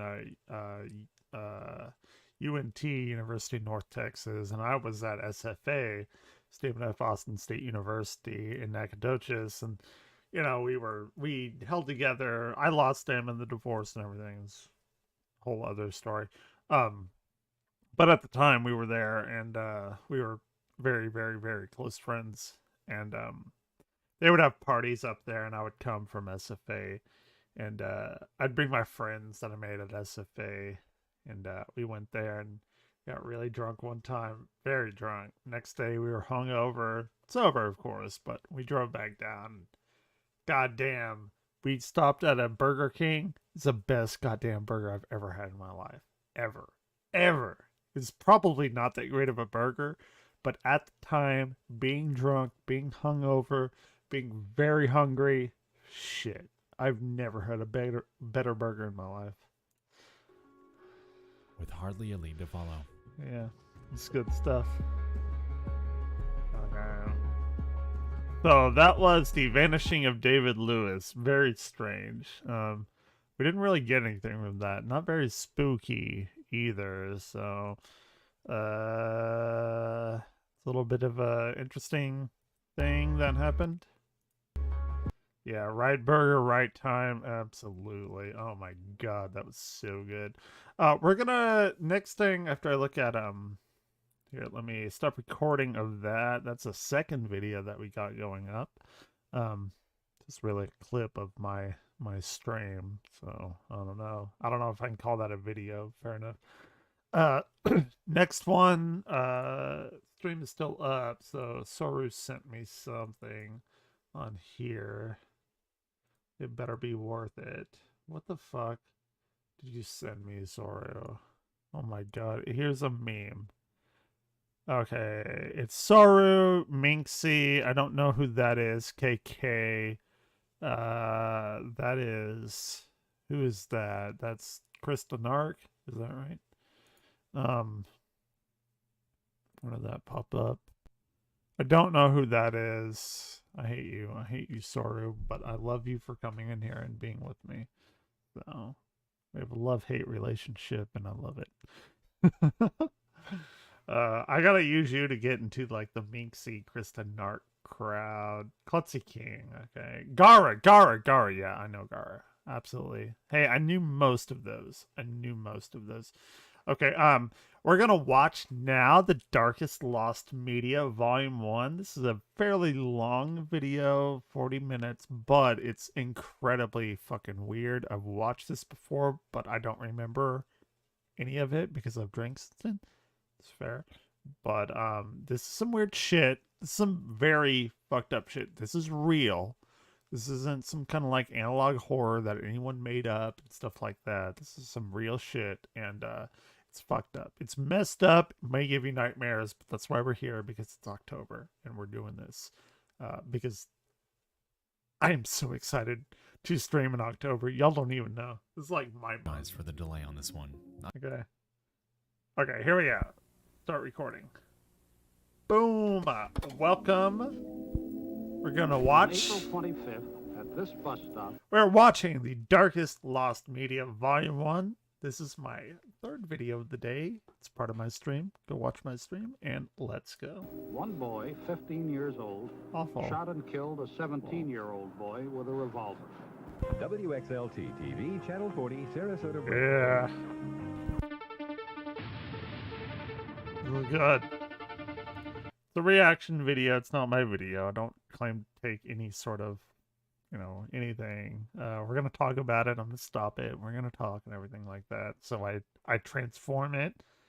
So, I'm not just re-streaming this because that's shitty. That's shitty of me. Lost media is a topic that I have been enamored by for years. I am going to go get more water surprisingly while not this is formally going. gotten into. Be right back. The thought of disturbing TV broadcasts, audio and VHS footage that have been lost to time is fascinating, and the links that people go to find them is incredible. So much dark and disturbing content has existed even before the internet, and the aim of this series is to dive into them, their search, and their stories, because, as it turns out, some of the darkest lost media out there seems to have always existed among us.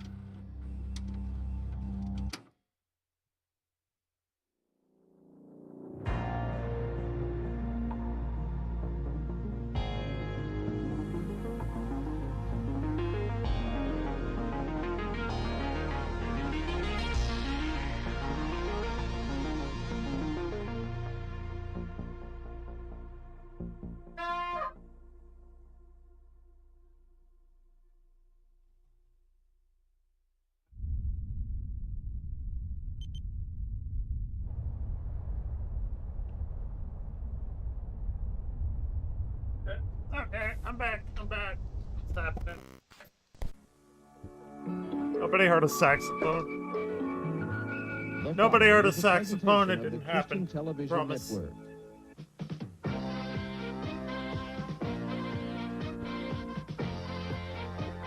Oh my god, why does shit keep falling?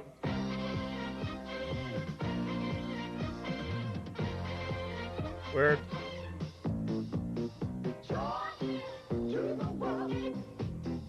Alright, we're good. We're fine. We're fine. Fine.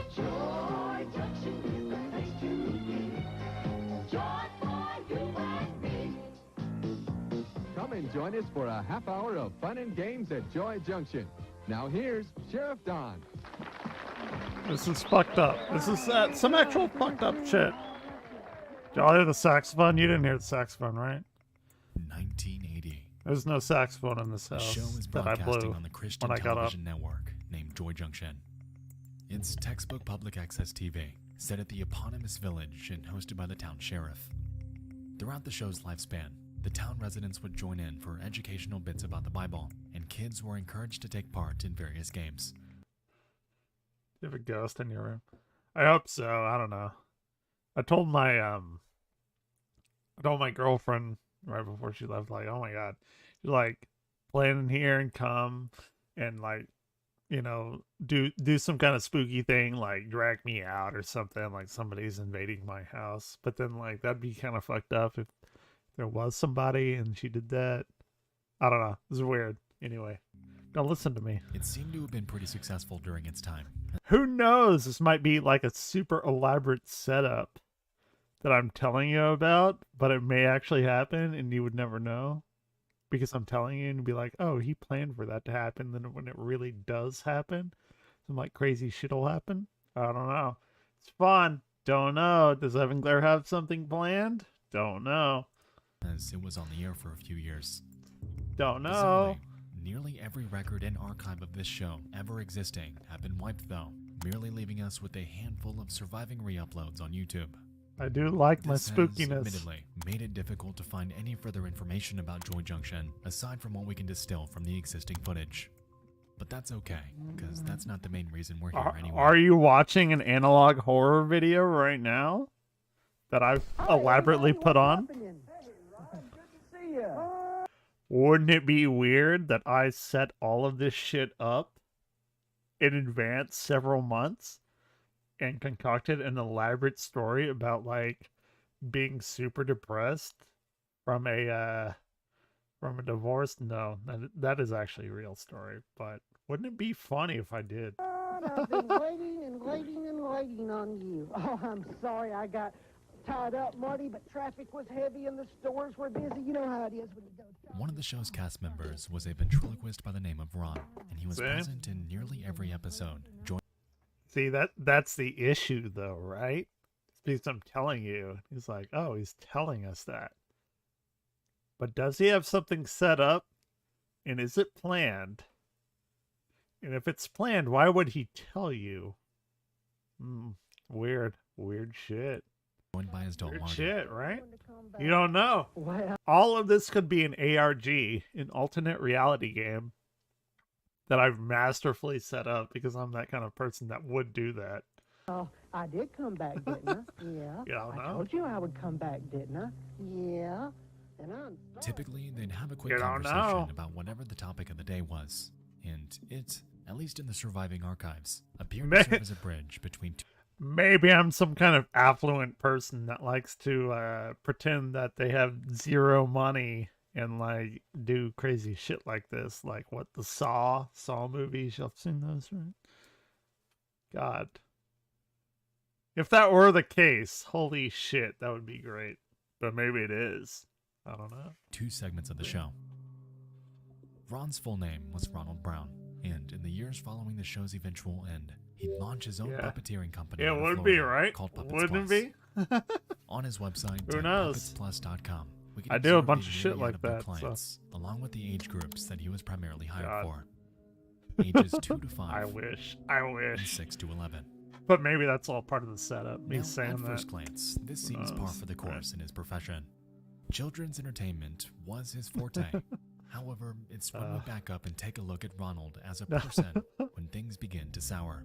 Yeah, this guy is super fucked up, and I would love for me to not be the person that I am right now, but sadly that's just simply not the case. You're watching a fucking burnout of an astrophysicist sitting here at 7:53 in the morning watching the scary shit with you, and God help your souls. That's even more disturbing than the mind games that I would love to play with you. You see, throughout the years, or maybe Ronald it's had not. a strange Oh, I don't know. dynamic with children. Is it?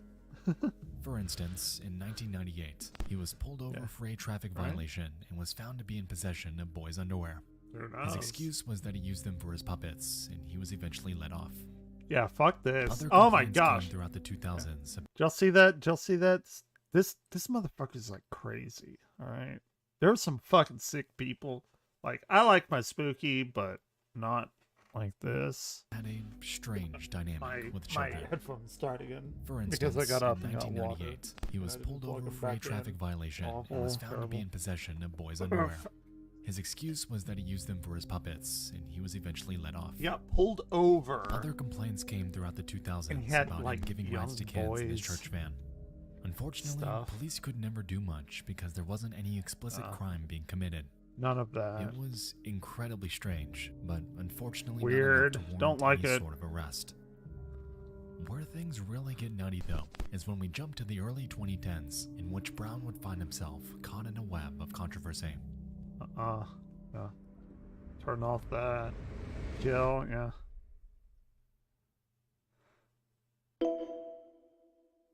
Okay.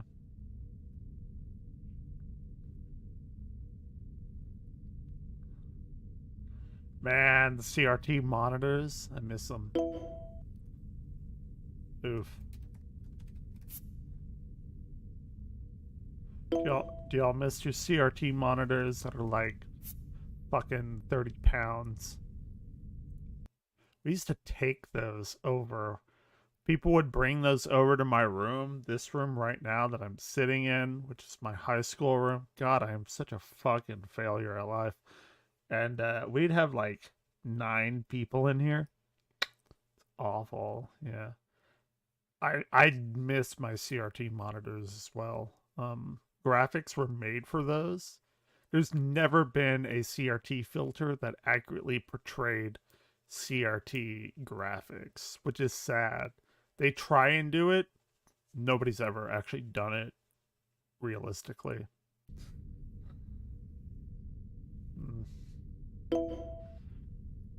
It's yeah, it's very sad. 100%. In May of 2012, Oof. a man named Michael Arnett was arrested after a sting operation. He was charged with the production of CP. And upon searching his home and computer, they would find chat logs on Yahoo Messenger between he and a person going by the name U.E. Lime. U.E. Lime. As it turned out, Arnett would produce these images and distribute them to various others online from the username CK3666, Sweet Talker Linda, and Calfkeeper2. You'll notice that U.E. Lime was outward about their desires. They expressed interest in cannibalism, torture, sexual assault, and all of it was directed towards children, even as young as 2. As young as 2? As young as 2? That motherfucker needs to be put under the jail. Don't throw him in jail. People can kill him or whatever. Put that motherfucker under the jail. Wait. Is that U.E. Lime wasn't just a random person. It was Ronald Brown, his secret online alias in which he'd express his fantasy about the kids he surrounded himself with daily. Dude, this is so fucked up. This is so fucked. Let me remind you that this was a man whose entire career, entire life, was centered around associating with kids. Someone who was, at one point, on television in front of thousands. To say that these chat logs were a bad look would be putting it lightly. And yes, the messages you're seeing are straight out of the official case file. Hold on. I would ask him how he wants each cut of his body to be done and label it for him with a black marker. Yum, nice idea. See how he reacts to that. Yeah, maybe a dotted line around the base of his with an arrow and label cut here. Smiley face. That would get him trembling knowing you were going to cut off his boy part. Just having my fingers on it would terrify him. This isn't some kind of fucking ARG analog horror. This is like real shit. This is fucked up. Alright. Get a pair of scissors. Put it between the blades. Pinch it between him. He'll be terrified. Yes, slide the sharp end back and forth across his... This is real people. Throw them fucking under the jail. Under the jail. Fuck those people. You know what? Whenever I hear a pedophile dies in prison, you know, the very first thing that comes to my head is good. Does that make me a shitty person? I hope not. Fuck those people. They need to fucking die. After corresponding with Yahoo.com, authorities were able to track down Ronald Brown and tie his username to a profile on a necrophilia website named cutedeadguys.net. Cute. Ronald's profile. Cute dead guys. There are people out there that like this shit, that have formed little, like, fucking packs together. Fuck them. Has been lost to time. However, through his own case report, we're able to find details describing it. On this site, his bio read, I love them young and dead. I enjoy them fresh, but like to see them displayed in their casket too. Okay. This is a controversial thing, and not for the reason that you think it, like, oh, he's gonna agree with him. No, of course not. These people are fucking vile. People don't like to see this. Personally, my stance on this, and I've said this all the time, even when all that 9/11 stuff happened, people need to see, like, I've seen some fucked up shit on the internet. There's a lot of it's on the internet. And people are like, why do you watch that? Don't watch that. It's so fucked up. Like, don't watch that. It's like, no, I have to watch that. Everyone should be made to watch that, because everyone needs to know the kind of fucking sick, filthy pieces of garbage out there that actually happen. And if you don't watch that, personally, I believe that you are doing a disservice to the people that did die, that have been forced to this fucking vile tyranny. People need to know that this shit is out there, and you shouldn't, like, try and avoid it. You should watch every part of it, because it does make you uncomfortable. It does make people not want to watch it, but I think it's your service to watch it, to know that these people are out there and that they're doing really fucked up shit, and everyone should know that evil like this is in the world, because it's not this fucking out of sight, out of mind bullshit. Everyone should be made to watch the most fucked up, vile shit, to know that this is what humanity is capable of, and you should know that it's out there. Sorry.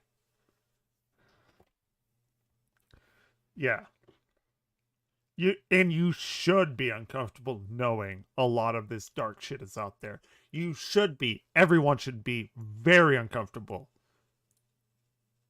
That's my take on it. I'm sorry if that's wrong, but I very much will die on that hill that people need to watch the most fucked up shit ever.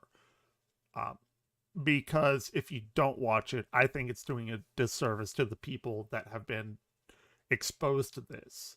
Like, oh, I don't want to see it. No, I can't handle it. I can't do this. I can't do this and that and the other. No, you should, because those people had to go through with it. And you, as a person living, need to know that that is what humanity is capable of. Sorry. That's my stance on it. Understandable if you don't like it, if you don't watch it, or whatever. I get it, but that's my take on it. And a few snippets. Sorry for getting real there for a little bit. I like the blonde boy. Would love to snuff him. Very hot pics. Hopefully you see where I'm coming from, and watching that is doing honor to the people that had to go through with it, and not just putting it into a corner and out of sight, out of mind. I don't agree with that at all. You know, people not having to deal with that. That's just me, though. Sorry, that got really real, but this kind of shit really does boil my blood. That boy looks dead. I like that one. I'd love to kill them. It's awful. It's safe to say that at this point, there was more than enough to warrant an arrest. Yeah. And on July 19th of 2012, that notion would... I do watch... I've seen heinous shit on the internet. I'm not going to say that I haven't, because I do. And I think it's fascinating to the human psyche. You know, I've seen, like, China's the worst. People die in China. China does not give a flying fuck about life, humanity, or anything. They have no safety regulations. There's some fucked up shit, people dying in China, and I think it's incredibly messed up. And I know it, I understand, like, oh, you watch videos of people dying. Yeah, I kind of do, because nobody watched them, and I kind of do it to give them some kind of meaning in whatever that is. It's not for pleasure, absolutely not. And I know it makes me sound like a sick fuck, but it's not. I don't watch it to, like, oh, they died or whatever. I watch it in, like, reverence to honor their life. It's weird. I'm a weird guy, right? Like, but, like, I watch people, take their life and like, do the thing, because I've been there. I'm not gonna say I haven't. I know how bad it is, and nobody cared enough for those people, and I think it's in a weird way that if I watch that, I at least know they existed. Is that weird? I guess it's weird. Like, I know it's weird, but I don't, like, take pleasure in it at all. But, and it's shitty that somebody had to get that bad, but I don't know. Finally become. Sorry for taking that to a weird, dark place, but Marshals arrested a Largo man for possessing and conspiring to kidnap a child. They say he was. I have a weird relationship with death and stuff like that. I think people need to be noticed, because I've been there, and if anyone's there and like that, they deserve to be, I don't know, noticed. They need to be known. Somebody needs to know that they existed and they meant something to someone. And if a random person on the internet sees them in their life and what they went through, I don't know. I hope someone somewhere takes that into solace, and that they know that they existed. Was a puppeteer who performed for children in the Bay Area. News Channel 8's Yolanda Fernandez. But these motherfuckers need to be fucking thrown under the jail. Has been following this story for. She's joining us live tonight from Pinellas County. Well, Keith, 57-year-old Ron Brown is here in the Pinellas County Jail tonight. Federal investigators say it was his gruesome and very graphic online chat. Awful. Fucking terrible people. Brown's house was raided, and scattered across his home were images of pictures of kids being tied up, and even some that appeared to be dead.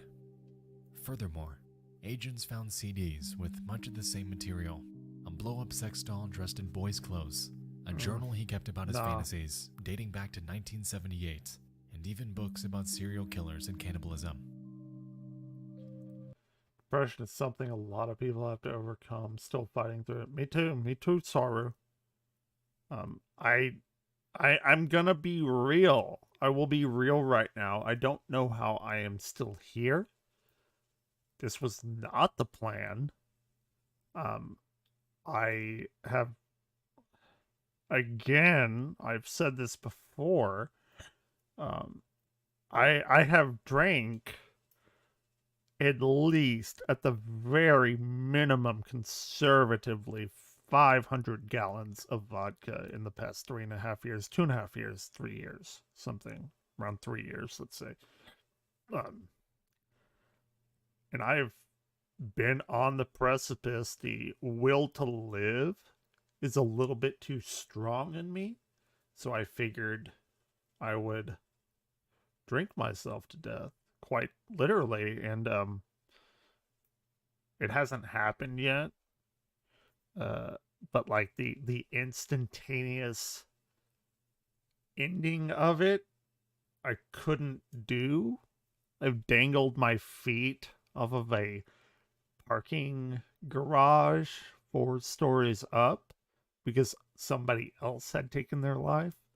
And I knew that would work, but I didn't do it after the divorce and everything. So I figured, oh, well, if I drink myself to death, there's really nothing I can do about that. You know, if I, have liver failure or whatever. And yeah, sorry to get real. That just is the person you're watching, and that's kind of shitty of me to lay that on you. And I don't want to, we're having fun here and everything, but that kind of is the background of my life, and it's not super happy, but he was eventually found guilty of sorry, I'm was sentenced to 20 super years happy. in federal prison with a lifetime of supervision thereafter.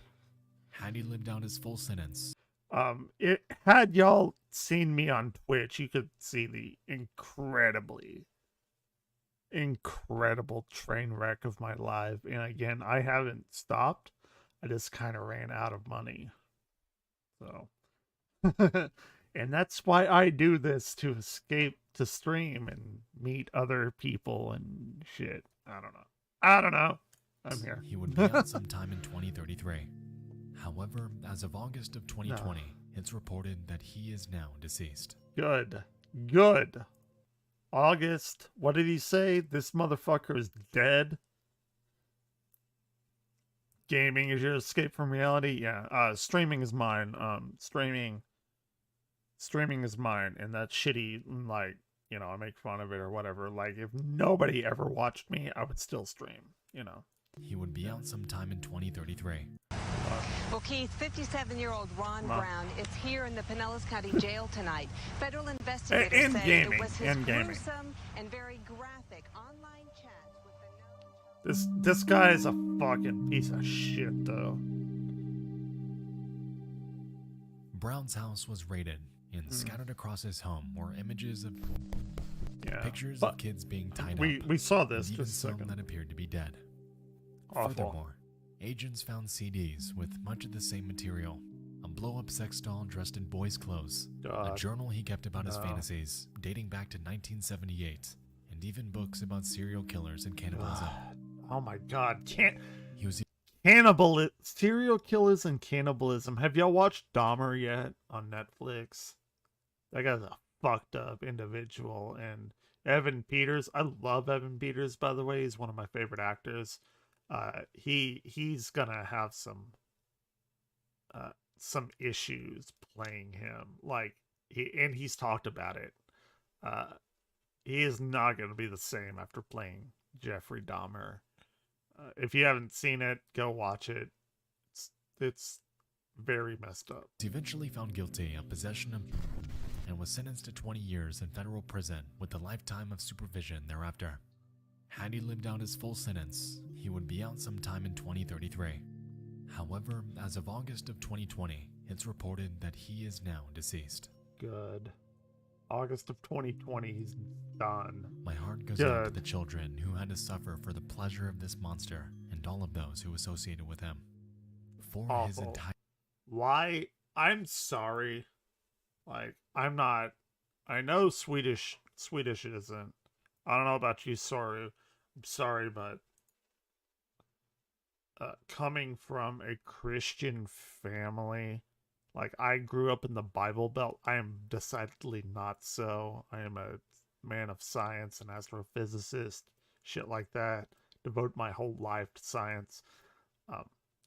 The worst people that I've seen end up being Christian people, and that's not me projecting. That is just the hard fucking facts of it. The worst people I've ever known or ever have seen are Christian people, and bad. Like, I don't want to, you know, if you're Christian, I'm not saying you're a bad person. It's just the factual nature of it is it's like you're taught something in these these rules are pushed onto you, and it's like a spring. The harder you push on a spring, the harder it pushes back. And there's a point when you have a breaking point, and I think that's the analogy that I want to give to Christian people, like priests, pedophiles and stuff. They're just inundated with these mandates of things that are natural to humans you're suppressing them, and you've done it so much it just springs back in the most heinous ways. I mean, correct me if I'm wrong. Tell me if I'm wrong. Anyone that watches this will be a video. I know it's like I'm really not trying to like shit on any Christians or anything. Again, I grew up with that. A lot of people I do know that are Christian are very good people. Like, my parents, my mom, dad, everything like that. But some of the worst people that I've heard of do come from that background, and I don't know. It's weird. Sorry for getting real. Sorry, this is like a real fucking like getting into shit, But entire life, he was calculated and knew what he was doing. His career, his church van favors, his company parties, all a front for some of the darkest desires imaginable. Bad. It's real bad. In hindsight, I understand why Joy Junction's records were wiped. It was a show with a good premise and good intentions. I won't deny that. However, now bears a reputation forever stained by the devil. Yeah. Hidden within them. That's disgusting. It's disgusting because here's the thing that I think about on all of this stuff. It's shit. I just want some like background music. This stuff that we're watching is the stuff that we know about. What the fuck don't you know about? Like, you ever think about that? You ever watch these like true crime stuff? This is the stuff that we figured out that has been made public to us. What else is out there? What heinous shit like don't you know about? It's disturbing. It's disturbing. Something to think about. Something to think about. Let's go on.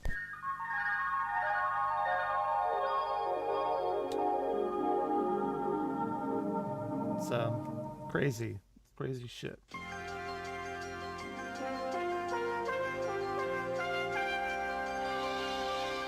Before we continue, just a couple quick announcements. First off, I'd like to formally announce By the way, subscribe to this guy Nexpo. I've been so excited for October to come around because this guy, I just found his channel maybe a month ago. I've been so excited to watch it with everybody and like give my, takes on it. I know I have spicy takes and I have a brash worldview of stuff, and I'm not gonna fucking sugarcoat shit for anyone. And we're gonna get real here in October and everything. I will probably get banned off of YouTube for some shit that I say that I think needs to be said, like we've already talked about in this video. But sorry, it's what you come for, right?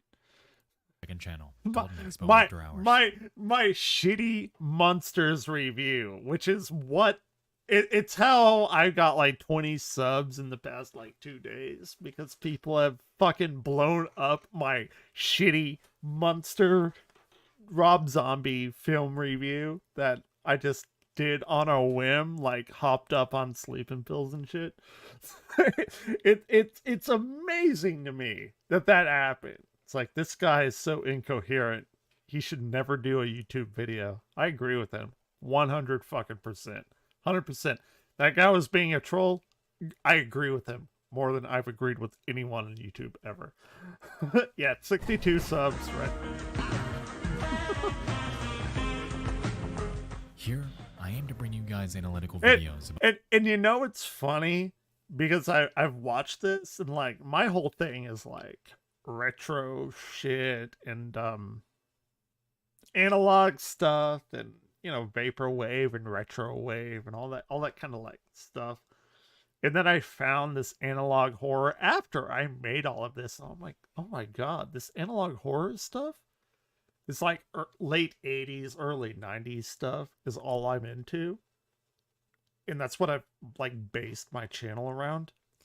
And then I found this whole like genre of YouTube and videos and stuff. I'm like, oh my god, this is what I fucking live for. I'm so excited. I've said that smaller a web series million and horror times. video games. Currently, I have an upload about a smaller creepy web series, and I'll be dropping the next Hell one in yeah. about We 5 minutes from now. We did a deep dive on Thalassin on the Blue channel. The video's up right now on my channel. It's at the very end. Sora was in here last night, and we did Local 58, and then at the very end, I did some Thalassin stuff with Dorselessness, Degrant, Soru. Remember? You dorseless right now? You got some Humber? Are you feeling Humber right now, Soru? Now, so if you're into that sort of thing, Good I shit. welcome you Good with shit. open arms. Love it. It's a big creative outlet for me, and we're gonna have some fun. Yeah, if you're fuck not, yeah, we are. however, no sweat. We still got the big projects on main. Postal Redux. Second, new merch Is that now what that available was? At Postal Redux? crowdmade.com/collection/next. I've never played Postal We've got Redux. some super cool new designs Or if you're Postal- interested. Link in the description. Lastly, if you're interested in gaining early access to videos, script files, and work-in-progress cuts of upcoming projects, your support would mean the world to me over at patreon.com/nextbo. Of course, it's never expected, but always appreciated as I try to keep these videos sponsor-free. Yeah, I actually did have a once upon a time on my old channel, I did have I had all this shit going. I made a little bit of money even with my small tiny channel. I did do some stuff. I had a what do you call it? Patreon and all that stuff. I am not the 62 sub channel that you think I am. I promise you that. I just am terrible at marketing myself. But I did throw myself all into all this shit a long time ago. I just don't care that much anymore. I don't know. I got the receipts to back it up though. I actually had merch. I have some merch. But it's a different time, different era. What are we watching now? The Vitaphone Corporation. Oh, The yeah. year is 1928, and a romantic disaster film about Noah's Ark hits theaters. This is insane. We should watch some old movies. Because all these old movies, they're crazy. Some of the shit that they do it's insane. It's absolutely Directed by a man insane. named Michael Curtis, it premieres during a transitional period between silent movies and talkies, or films with actual spoken dialogue. Because of this, it's mostly regarded as a hybrid film with long scenes being played over music, and with it comes a healthy dose of extensive criticism. Most of the Interesting. backlash is due to its runtime. I had a channel that blew up with vids, collecting around 10k views a day. It set my niche. The vids showed up were all mine. Really though? You told me that. You told me that. Why did you get banned? Spicy? Like me telling people that they need to go watch people die. It's awful, but like I get it. I get it. I do. Why is that? Why did that pop up? That's very strange. Damn. Yeah, I was perusing my old videos because I do need to re-up some of those. That's interesting though, Swedish, yeah. For the easily, oh well, yeah, I do that. Well, I have hot takes that I'm like actually kind of a left-leaning person, but there are some things that could be considered right-wing that I think of, but I mean, it's not rules for thee, not for me kind of thing. I'm not gonna get into it here, but I am mostly like, actually no, fuck that. I'm not gonna call myself right or left-leaning. I think all of that's bullshit, and I'm really like here for the chaos and anarchy, but whatever. I live my life thinking that everyone should be able to do whatever the fuck they want as long as it doesn't hurt another person. You know, that's me. So 2 hours and 15 hell yeah, minutes man. long, Fuck yeah. with considerable Fuck portions. Yeah. I did it for the lulz, novel concept, defended everything and everyone, picked it up after 2 years and got okay, yeah. I respect that. I can respect that. I say a bunch of offensive shit, but I'm just saying what I know, and it's hard to walk the line. It's hard to walk the line. Containing awkward dialogue and drawn-out scenes. For sure. Sitting through this movie, hey, that's why to we're put it lightly, a considerable undertaking. Because of this, the film is pulled for revision, and the cut content is never shown again. Really? It's interesting. All these old videos a good portion and stuff of the cut footage weird. came from what the movie is mostly known for today, and that's the flood scene.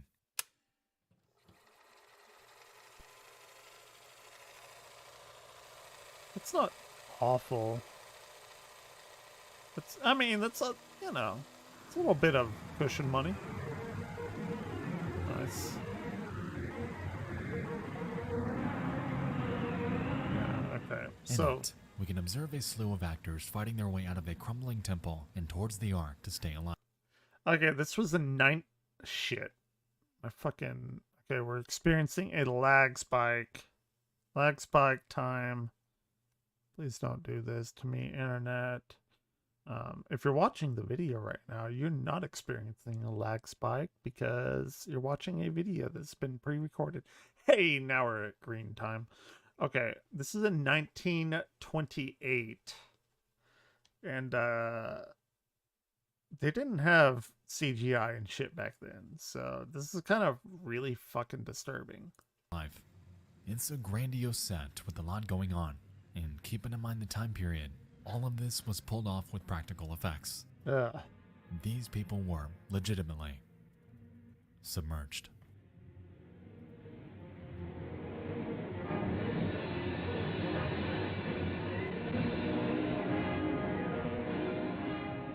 And this is not great.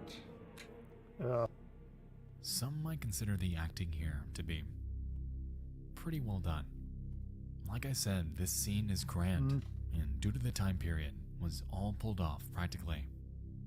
The thing is, some of these actors... Shit! Internet! What the fuck are you doing right now? Don't do this shit to me. I know it's loading. Something's happening to the internet right now. I'm getting... Now it's shitty internet, but it should bounce back. Nobody's in the house right now. It's just me. There's no reason it should be shitty. Why? Hold on. I have an idea. Give me like half a second. I'll fix it. You may experience slight loading. Oh, I had Steam up as well. That's not good. Okay, I shut down Steam. Discord sort of sent me shit. I'm gonna have to like edit this video a little bit. Why is Streamlabs doing that? Why is my Stream Deck doing that? Quit that shit. I don't like that. It's weird. Okay, 1 second. Let me like disconnect and reconnect.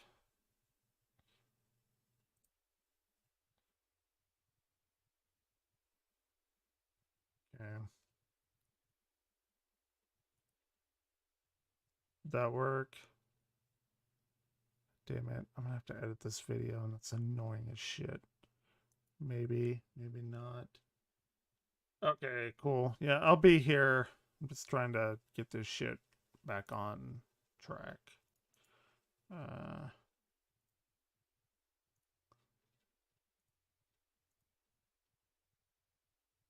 I'm gonna try it again. I don't know. My upload is fine, but it's still showing red. It's very strange to me. I'll be here. I'm just trying to get this shit back on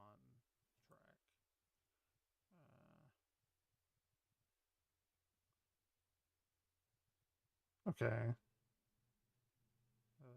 I'm gonna try it again. I don't know.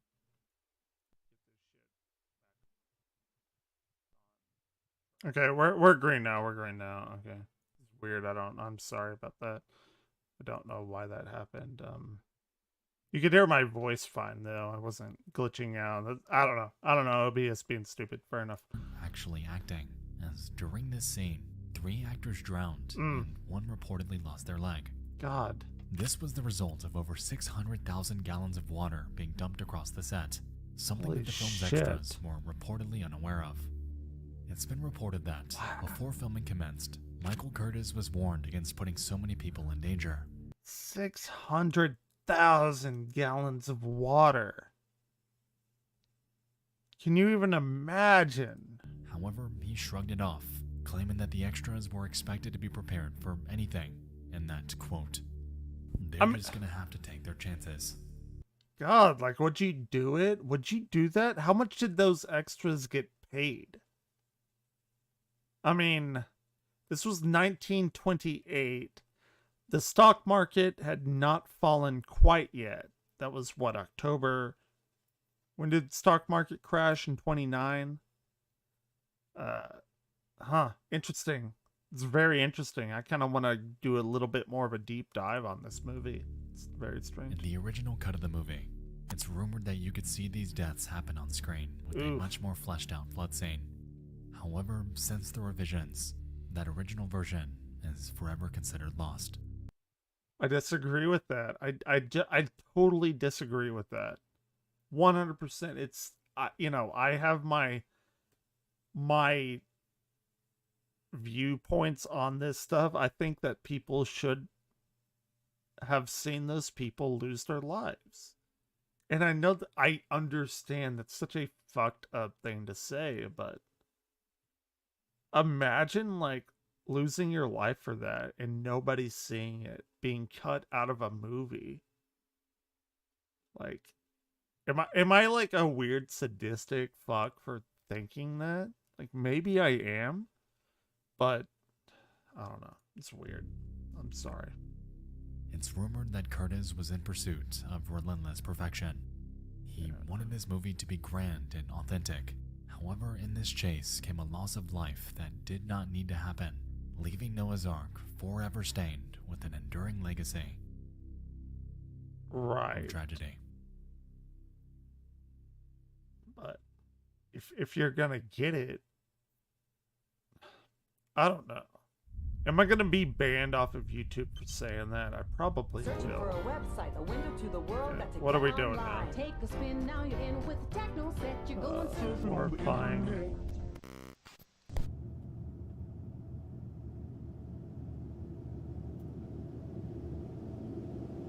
I don't know. On the 2nd of July 2014, an ad was made on Craigslist.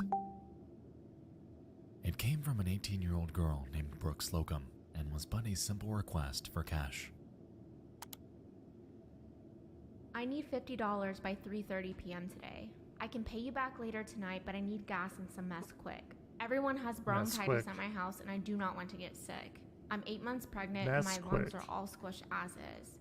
If you could help, me and my daughter will greatly appreciate it.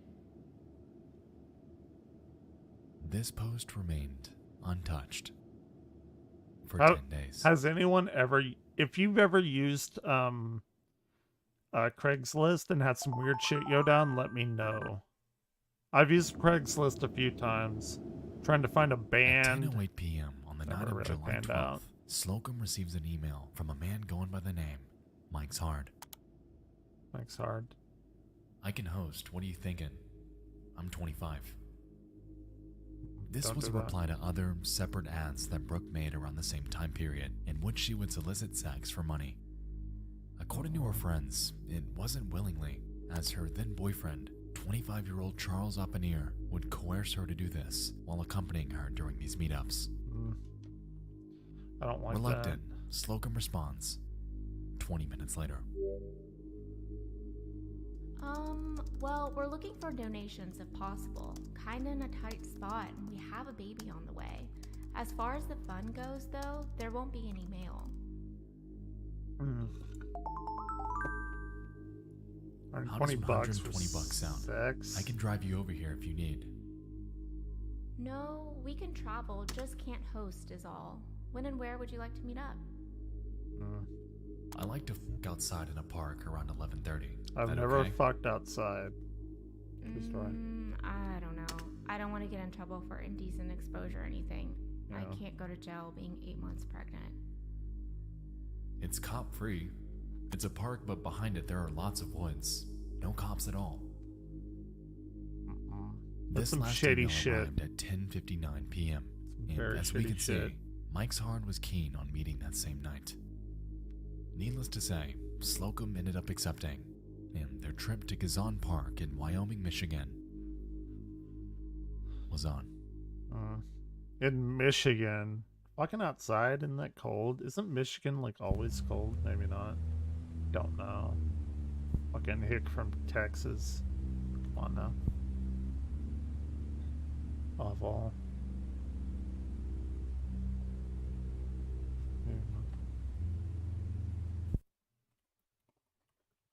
It's midnight.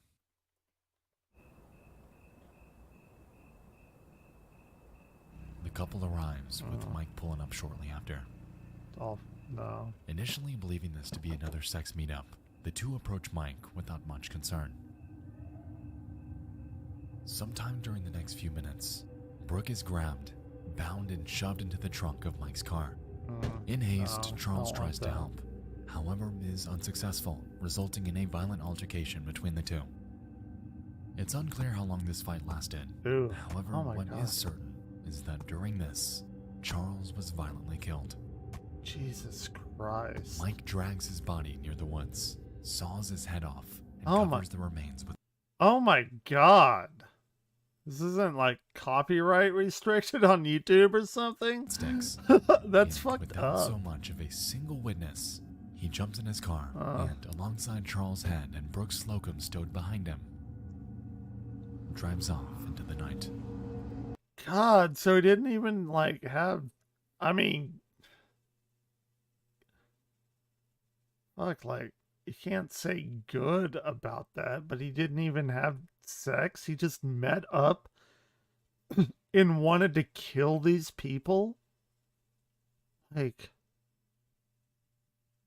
what is going through their mind? Like, dude, fucking humanity was a mistake. If I ever get merch from this channel, Evenglare's Realm, Evenglare's Domain, whatever, that's gonna be one of my shirts. Humanity was a mistake. Sorry. My feelings. Awful. Terrible. Fucking vile. He killed him, cut off his head, and put some twigs and like sticks and shit on him. Jesus. After realizing that Oppenheer's car had not moved in days, police began probing on his whereabouts. God. When asked, his Damn. parents drummed up nothing. His work, nothing. No one knew where he was, but his car was there. And so they began searching the park on July 17th, 5 days after the incident with Mike's Hard. Upon scouring the wooded area that lined its back end, they then discover a headless body under some brush. God He damn. was later identified as Charles Oppenheer. I mean, the guy looks like a douchebag, but you don't want him to die. I don't want anyone to die from anything like that. You know they had to be I mean, I don't know their personal life, but if his girlfriend's like whoring herself, I don't want to say that. That's awful.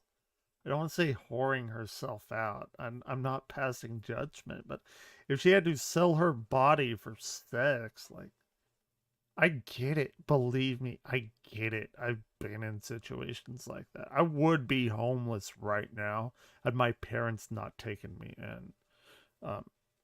Like, I would be busking on the streets with my shitty saxophone playing, trying to make a goddamn dollar. Like, that's a legitimate fact of the matter. Like, sorry, real shit's coming out about Evenglare. It was realized that I don't want to be like Phil, like, oh, my life is shitty, pay me money. I would never ask for money from anyone. But, I mean, you know, if you want to super chat or donate, but I ain't going down the DSP route. Nobody needs to know my situation. I'm here to provide fun, which is, we're having fun. That's all we're doing here. We're having fun. Panir wasn't single, and his girlfriend, too, was missing. In haste, authorities obtain a search warrant for her apartment and begin searching her laptop. On it, there were a myriad of conversations. However, one thread from Mike's Hard stood out among the rest.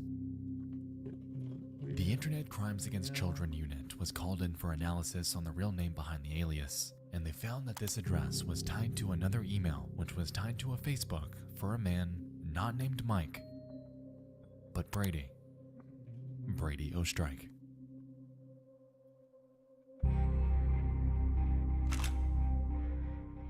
They stake out near his home while they await a search warrant.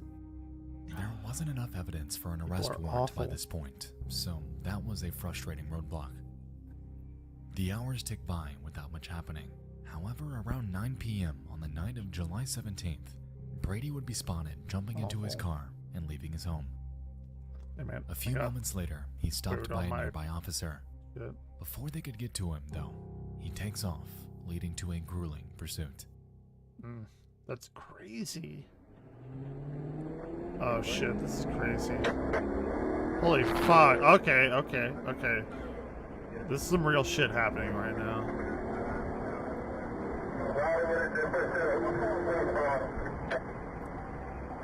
Something's being weird. You know.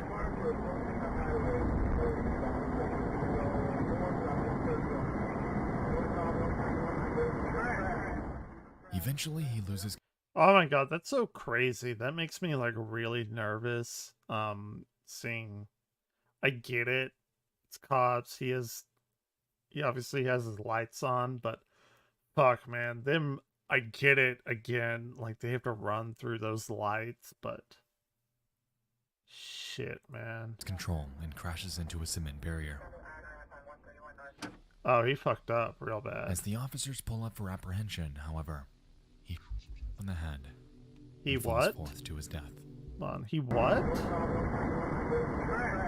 He what on the head? Eventually, he loses control and crashes into a cement barrier. As the officers pull up for apprehension, however, he on the head. Oh, falls forth to his shot death. himself. Okay. Yeah. What a fucking coward. What a goddamn fucking coward. A few seconds later, police approach and search his vehicle. In it Fucking was piece of 31-year-old shit. Brady Ostrike, Good. dead in the front seat. Good. And in the trunk, stuffed with... I mean, not good. The motherfucker should have paid for his crimes, but fuck him. In a suitcase was 18-year-old Brooks Sloan.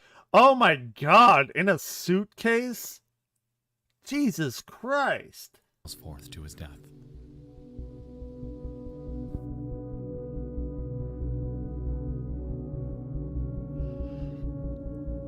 A few seconds later, police approach and search his vehicle. God. In it was 31-year-old Brady Ostrike, dead in the front seat. And in the trunk, stuffed within a suitcase, was 18-year-old Brooks Slocum and her unborn daughter. God damn, she was 8 months pregnant too. Stuffed in a suit. That's so... Fuck people, man. Man, I only want everyone to be happy. Like, my life is shit.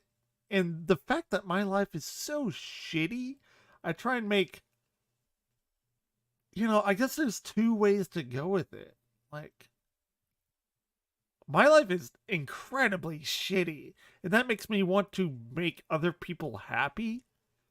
But I guess if you fucking hate yourself so much, you can go the other way and want to bring down everyone with, fuck this guy. I'm glad that he's dead, so he won't do anything like that again. But fuck that dude, and she was pregnant. Man, god damn. Both of whom were deceased. God damn, Upon man. searching Ostrike's home shortly after, they discovered a plethora of ropes, knives, swords, cages, straps, and bizarre writings that make little to no sense at all. God, the people, man. Fucking people. His toilet was inoperable, and the entire place was nothing short of rancid. Rancid. That's a word. It's like your fucking $10 word for the day, rancid. How many times does anyone use the word rancid in their daily life? It's a fantastic word. My ex-wife's grandmother, we went to go eat somewhere. It was in Houston. She used that word rancid. She was like a hoity-toity person, like very affluent. We went to some kind of like Chinese restaurant. She got sweet and sour soup. She made the people take it back because it tasted rancid. That is a very strong word, and I very seriously doubt it was rancid. It's fucking sweet and sour soup. Wow, what's the shit that you put in them? Wontons, I think that's what they're called. I'm sorry, that word rancid, weird thing. Man, y'all are learning all kinds of shit about Evenglare today. Fuck, I'm sorry. Sorry. The man behind the kooky streams and speedruns and stuff. Most interesting of all, however, was the discovery of cameras. Ugh. As it turned out, he had them all over his home so he could document his actions. Oh my god. And what you're seeing here is Ostrike as he prepares the basement he kept Slocum in for those agonizing 5 days. Now, there exists footage of Brady Ostrike's grueling torture on Brooke Slocum. However, you'll never see it. The police department has gone on record to say that they will never release it, however describe it as something straight out of a nightmare. Again, I cannot... I don't know if that makes me a psychopath or not, but I genuinely believe that they should release it and people should be able to see it. And I know there's people that would download it for sick and shit, like twisted reasons, and I can get maybe not releasing it for that fact, but I think people should be able to know what she went through. Like, if I was fucking tortured and shit, I would want everyone to know what the fuck I went through and to know that people can be that awful. But I get it. I get it. I really, really do. It's a double-edged sword, you know? I don't know, man. Tell me if I'm just fucked up and need to, like, get some help. I mean, I know I am, but for that, you know, like...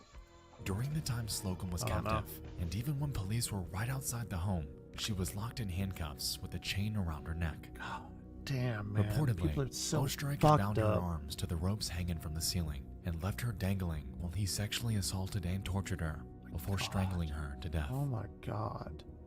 All of this was captured on film. God damn, man. God damn. Years later, Oppenier's head was found off some back roads 17 miles north of Gizon Park. It's a chilling end to a disturbing online saga and really drives home the fact that you really don't know who it is you're meeting with on Craigslist, dating apps, OfferUp, what have you, until you actually come face to face. And you know what? You know what the scariest shit about that? I've met up with one person on Craigslist, not for anything like that. It was like selling him a guitar pedal. I had a Line 6 guitar pedal that did all kinds of crazy shit. You know, and obviously, anytime you're going to do anything like that, you have to take another person. But even then, I would say, like, take maybe 2 people. Like, after watching this, she took her boyfriend with her, you know, and she was going to, you know, do, you know, sexual stuff. That's a whole different conversation, right? But the point is, she took another person, and that, you know, I'm an atheist, fair enough, but like, God rest his soul, like, you know,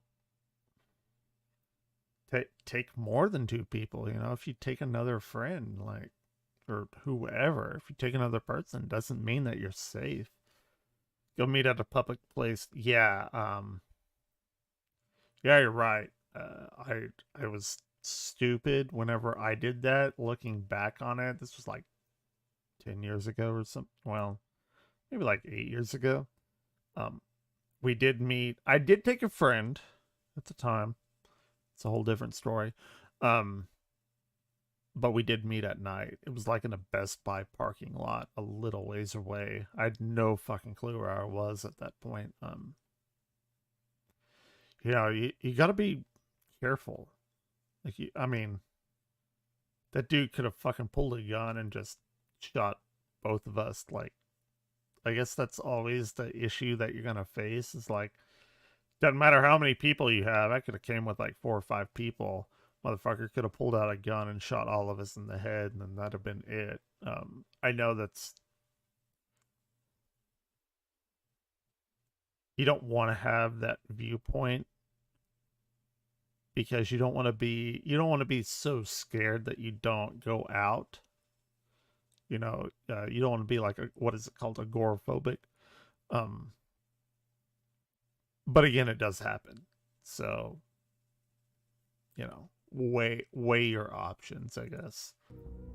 What began as a simple request for just $50 had led to the loss of 3 lives following a days-long nightmare orchestrated by a depraved man.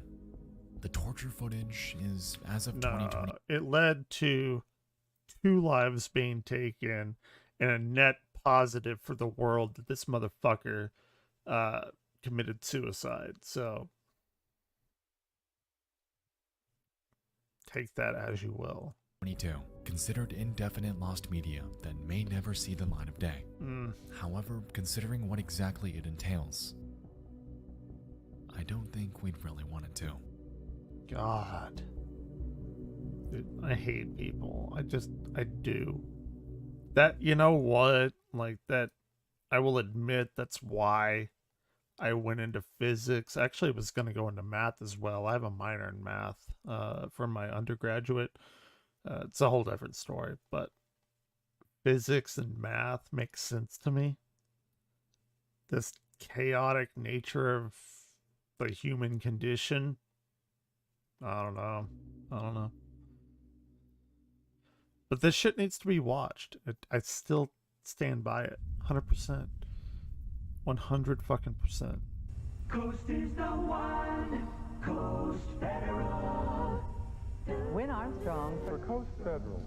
Here we go. What are we doing now? WXLT TV, Channel 40, Sarasota, Bradenton. We're with you on ABC with you. What are we watching now?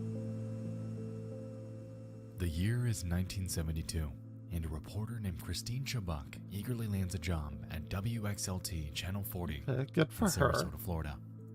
Good for her. It's 70s female in media.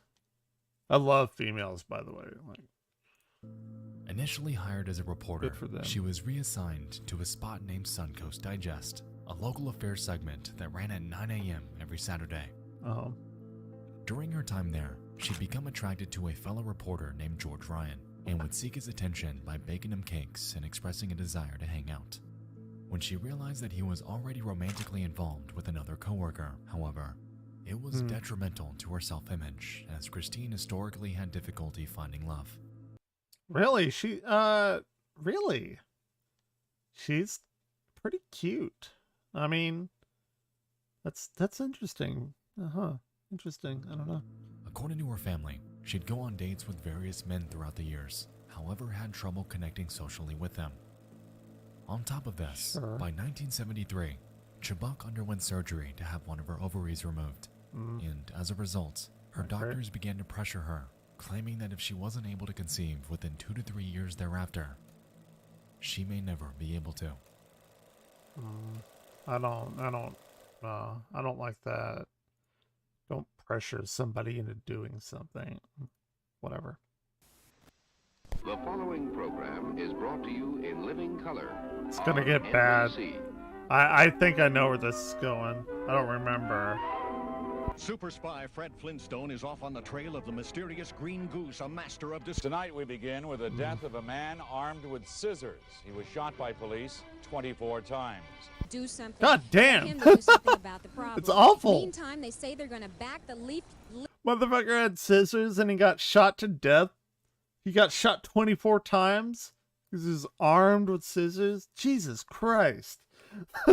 Why isn't that part of this? That's crazy. That's insanity. Okay, let's continue. Leafleting up with a meeting this Friday with city and state officials. By the way, I have a weird fucking way of dealing with death.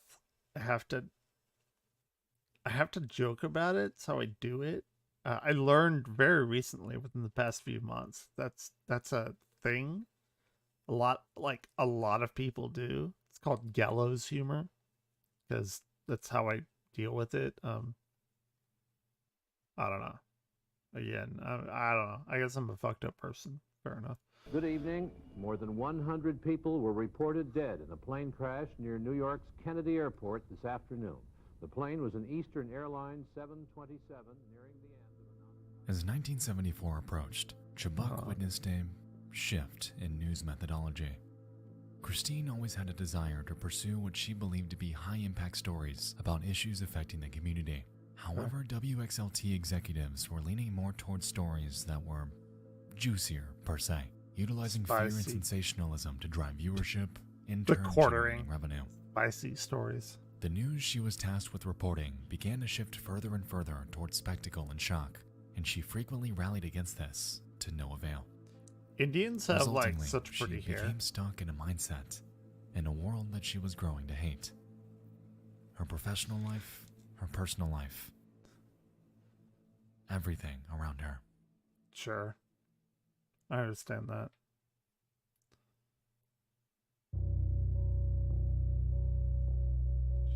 Good evening, I am Steve Newman, and this is Channel 40 Weather Watch. It's going to be even cooler tonight than tomorrow night than tonight. The reason for this, with the passage of the cold front today, when we picked up some showers, Florida skies cold have cleared front. very nicely. Funny. And as a result, on the 15th of July, 1974, Christine enthusiastically entered the station. Instead of opening Suncoast Digest traditionally, however, she claimed that there was a newscast she had to read to open it, something that hadn't been done hitherto. She takes her seat at the news desk, and for the first 8 minutes, opens her segment about 3 national news stories and a shooting that took place the day prior. Following this, a film reel of the shooting was supposed to play, but had jammed, leaving a few moments of dead air. Wait. Did she have control over the... Huh, interesting. In response, Christine apologized for the error before taking out a script she had handwritten and reading to the viewers the following.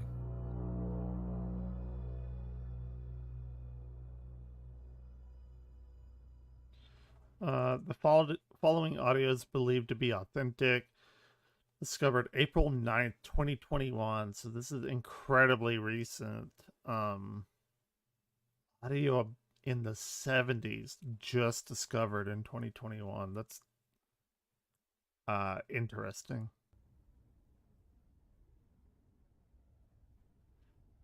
Ew. Oh god. Yeah. Look away. Look away. It's gonna get bad really quick. Not good. If you would like to skip this section, jump to 3302. The death audio will not be played. Okay, still though.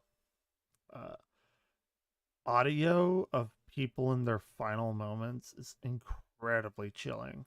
The guy named fuck, what was his name? 9/11 call. Final call. Shit, I'm sorry.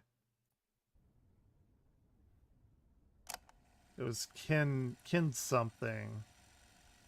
It's unbelievably chilling. Statistics. This weekend, being typical of the recent rash of violence, Sorry, Ken Cosgrove. Look that up, and again, the guy needs his final words to be remembered. What I've learned, one of the most important things that I've ever learned in my entire life, one of the strangest, I should say, is that people die twice. And don't really think about that. But people die, right? That's the first death. But then people, their second death, and this is, it makes me feel weird. Their second death is the last time that anyone ever utters their name. Now, I've never thought about that until about 4 or 5 years ago when I ran across that on the internet. I was like, oh my God, that is incredibly thought-provoking. one man stabbed, another assaulted, and a third shot and wounded. Sarasota police report the finding of an 18-year-old, a man by the name of David Wynn, in the parking lot of a friendly tavern on 27th Street. Just a news Wynn report. had an apparent stab wound in the chest, which, according to witnesses, was inflicted by James Whitworth during a fight. Police charged Whitworth with aggravated assault. Wynn is in satisfactory condition at Sarasota Memorial Hospital. The second attempted armed robbery in a week has involved law enforcement officers from both Sarasota and Manatee counties. Last week, teenage gunmen held up the highway bar and, after a shootout and high-speed automobile chase, held a family hostage and finally were nabbed by Sarasota Sheriff's deputies. Early Sunday morning, the Beef and Bottle restaurant north of Sarasota Bradenton Airport on US 41 was the site of an attempted armed robbery and shooting. TV40 newsman Bob Peterson was on the scene shortly after it began, and he filed this report. Sorry, for those of you who saw Late Night Weekend News Watch last night, we did have a film report and a commentary by Bob Peterson. Unfortunately, we had technical difficulties and cannot bring it to you now. However, News Watch tonight at 5:30, and we'll have that story for you then. Sure. As of this morning, Grace Foster, who was shot in that incident, is in satisfactory condition at Sarasota Memorial Hospital. In keeping with the WXLT practice of presenting the most immediate and complete reports of local blood and guts news, TV40 presents what is believed to be a television first. In living color, exclusive coverage of an attempted suicide. At this moment, Christine drew a Smith & Wesson revolver that she had hidden in her bag, placed it behind her right ear, and fired, immediately falling forward onto her desk. Holy fuck. Oh my God. Oh my God. And she's like reporting the news. She's reporting about herself. Oh my God. As of this morning, Grace Foster, who was shot in that incident, I gotta play it is again. in satisfactory condition at Sarasota Memorial Hospital. In keeping with the WXLT practice of presenting the most immediate and complete reports of local. Oh my God. She's doing it. Like right there. Oh my God. And complete reports of local blood and guts news. She's telling them our news station is the most up to date on blood and guts news. Clearly, that's not that's not professional lingo speak. That's, god damn. TV40 presents what is believed to be a television first. It's like she's announced it, like, hey, look at this. Like, we're about to show you this crazy, this crazy murder, but it's not murder. Well, I guess technically it's murdering your, oh my god, suicide. In living color, exclusive coverage of an attempted. Oh my god. That's insane.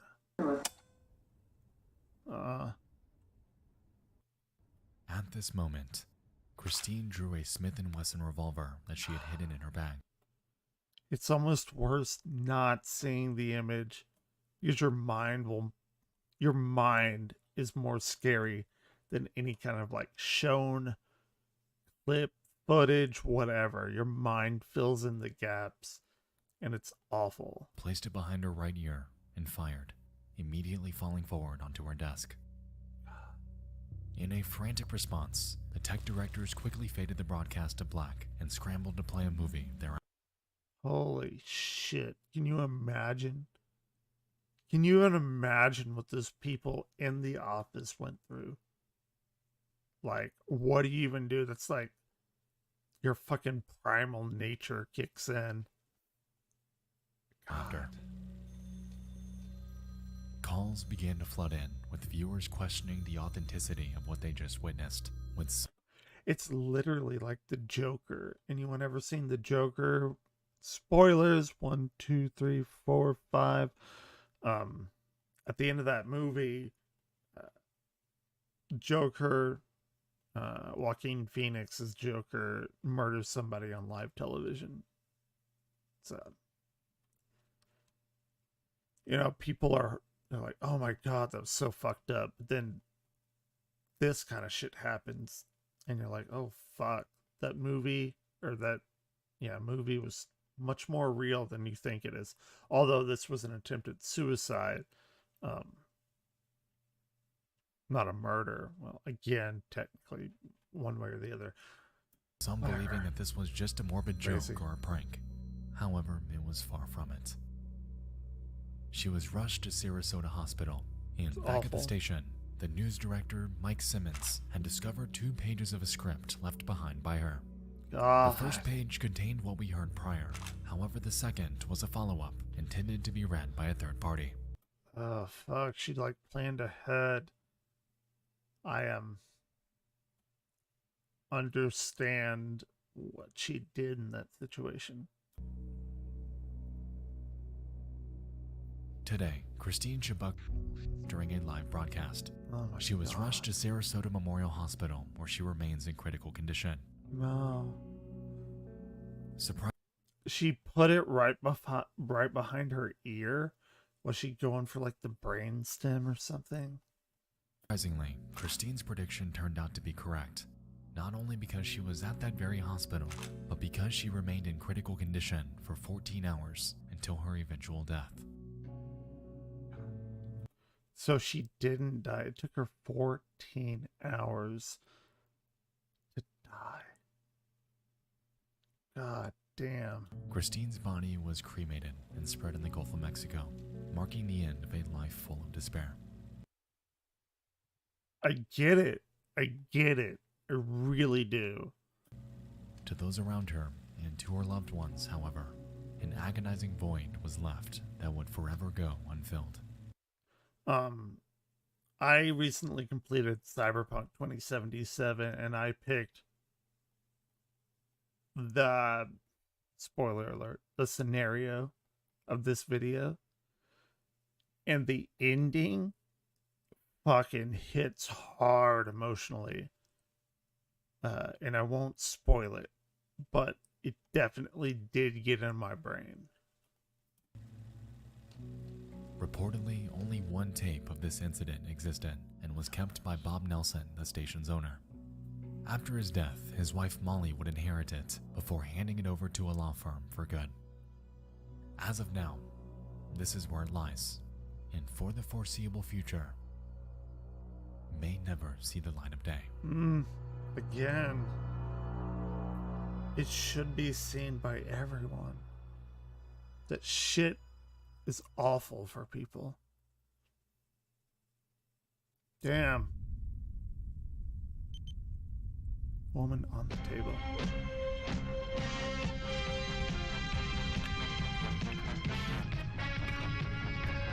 All right. What do we got here? God. Okay. We will return after these messages. Good morning. To preface this last entry, I'd like to state from the outset that the following could be absolutely nothing. The answer could be completely mundane. However, the footage in this section has personally stood out to me because of how bizarrely out of place it is and how little info there is about it. I was going to put it in the next disturbing things. However, I think it fits better here. Sure. Let us begin. It's the 1980s. Yay! Fuck the 80s. Oh my god! That fucking Beetlejuice intro slaps so hard. Holy shit. What a great intro song for Beetlejuice. Beetlejuice makes its debut. Journey, Survivor, Guns N' Roses, and our favorite Rick Astley are on the airwaves. God damn it! And over on a stand-up comedy show named An Evening at the Improv, a child actor turned musician named Corey Feldman is world premiering his latest track. Corey Feldman, what's he from? I know that name. Corey Feldman. Yeah, okay, actor. Right. Okay. Something in Your Eyes. Okay, ladies and gentlemen, I'm going to start the show off tonight a bit That man has amazing hair. differently than usual. What I'm going to do is I'm going to world premiere my song that I just finished writing and producing with Michael Damian from my new movie, Dream a Little Dream, with Jason Robards. It's called Something in Your Eyes. I'm going to do it right now. Look at the backdrop. The backdrop is like so fucking 90s. I love it.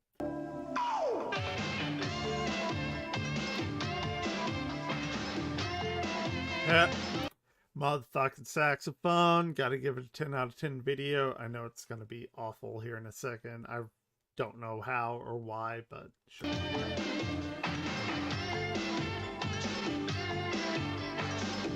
Saxophones represent. As we can see, he had a mixed reaction from the audience. Clearly lip-syncing and taking inspiration from Michael Jackson, he employs dance moves in a musical style that attempts to emulate them. Man, this guy is like the OG on lip sync battles that Jimmy Fallon does. It's funny. Upon looking through comments about him on YouTube, it's clear that history hasn't exactly been kind to Feldman. But that's beside the point. The reason I bring this video up in the first place is because towards the song's end, Feldman's producer makes an incredibly strange cutaway to something that is very out of place for a video like this. Have a look.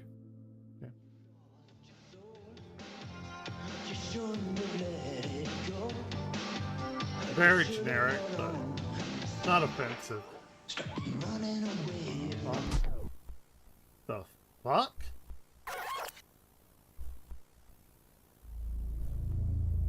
What? What is this? Hey! And why is it here?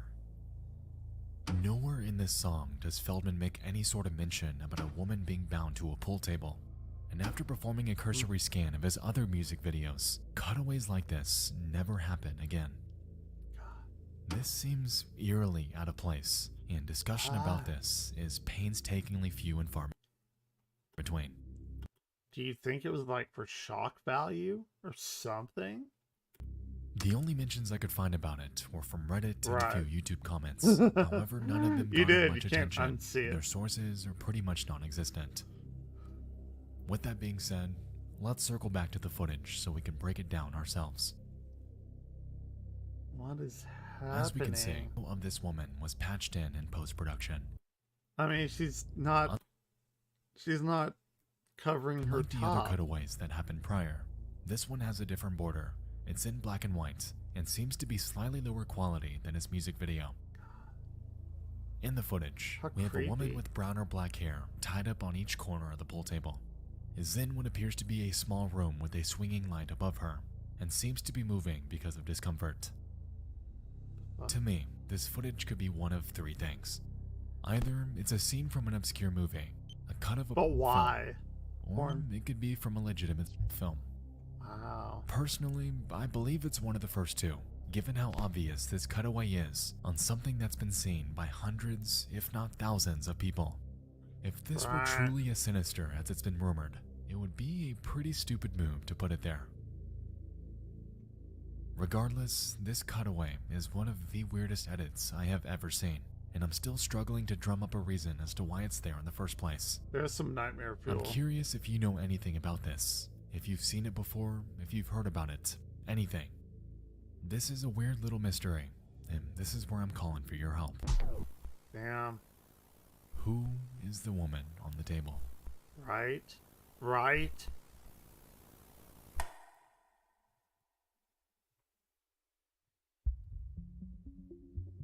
Gosh. So interesting. Even apart from the internet, the world is dark. So many pieces of media have been forgotten and lost to time, and in this series, I aim to document and bring those back to light. Thank you so much for joining me in this first installment of The Darkest Lost Media. I truly appreciate each and every one of you for taking the... Anyway, alright, I'm gonna log off, and later on tonight, it's gonna be more of this shit. Sweet dreams, everyone. Alright, yeah, I'm gonna do that. It's like nearly 10 in the morning. I will be back later, I promise. Thanks for watching, Soaru. Sorry if they gave you nightmares. And anyone else that watches this later, which will be no one, but you know, it is what it is. But yeah, okay. I'll see y'all later.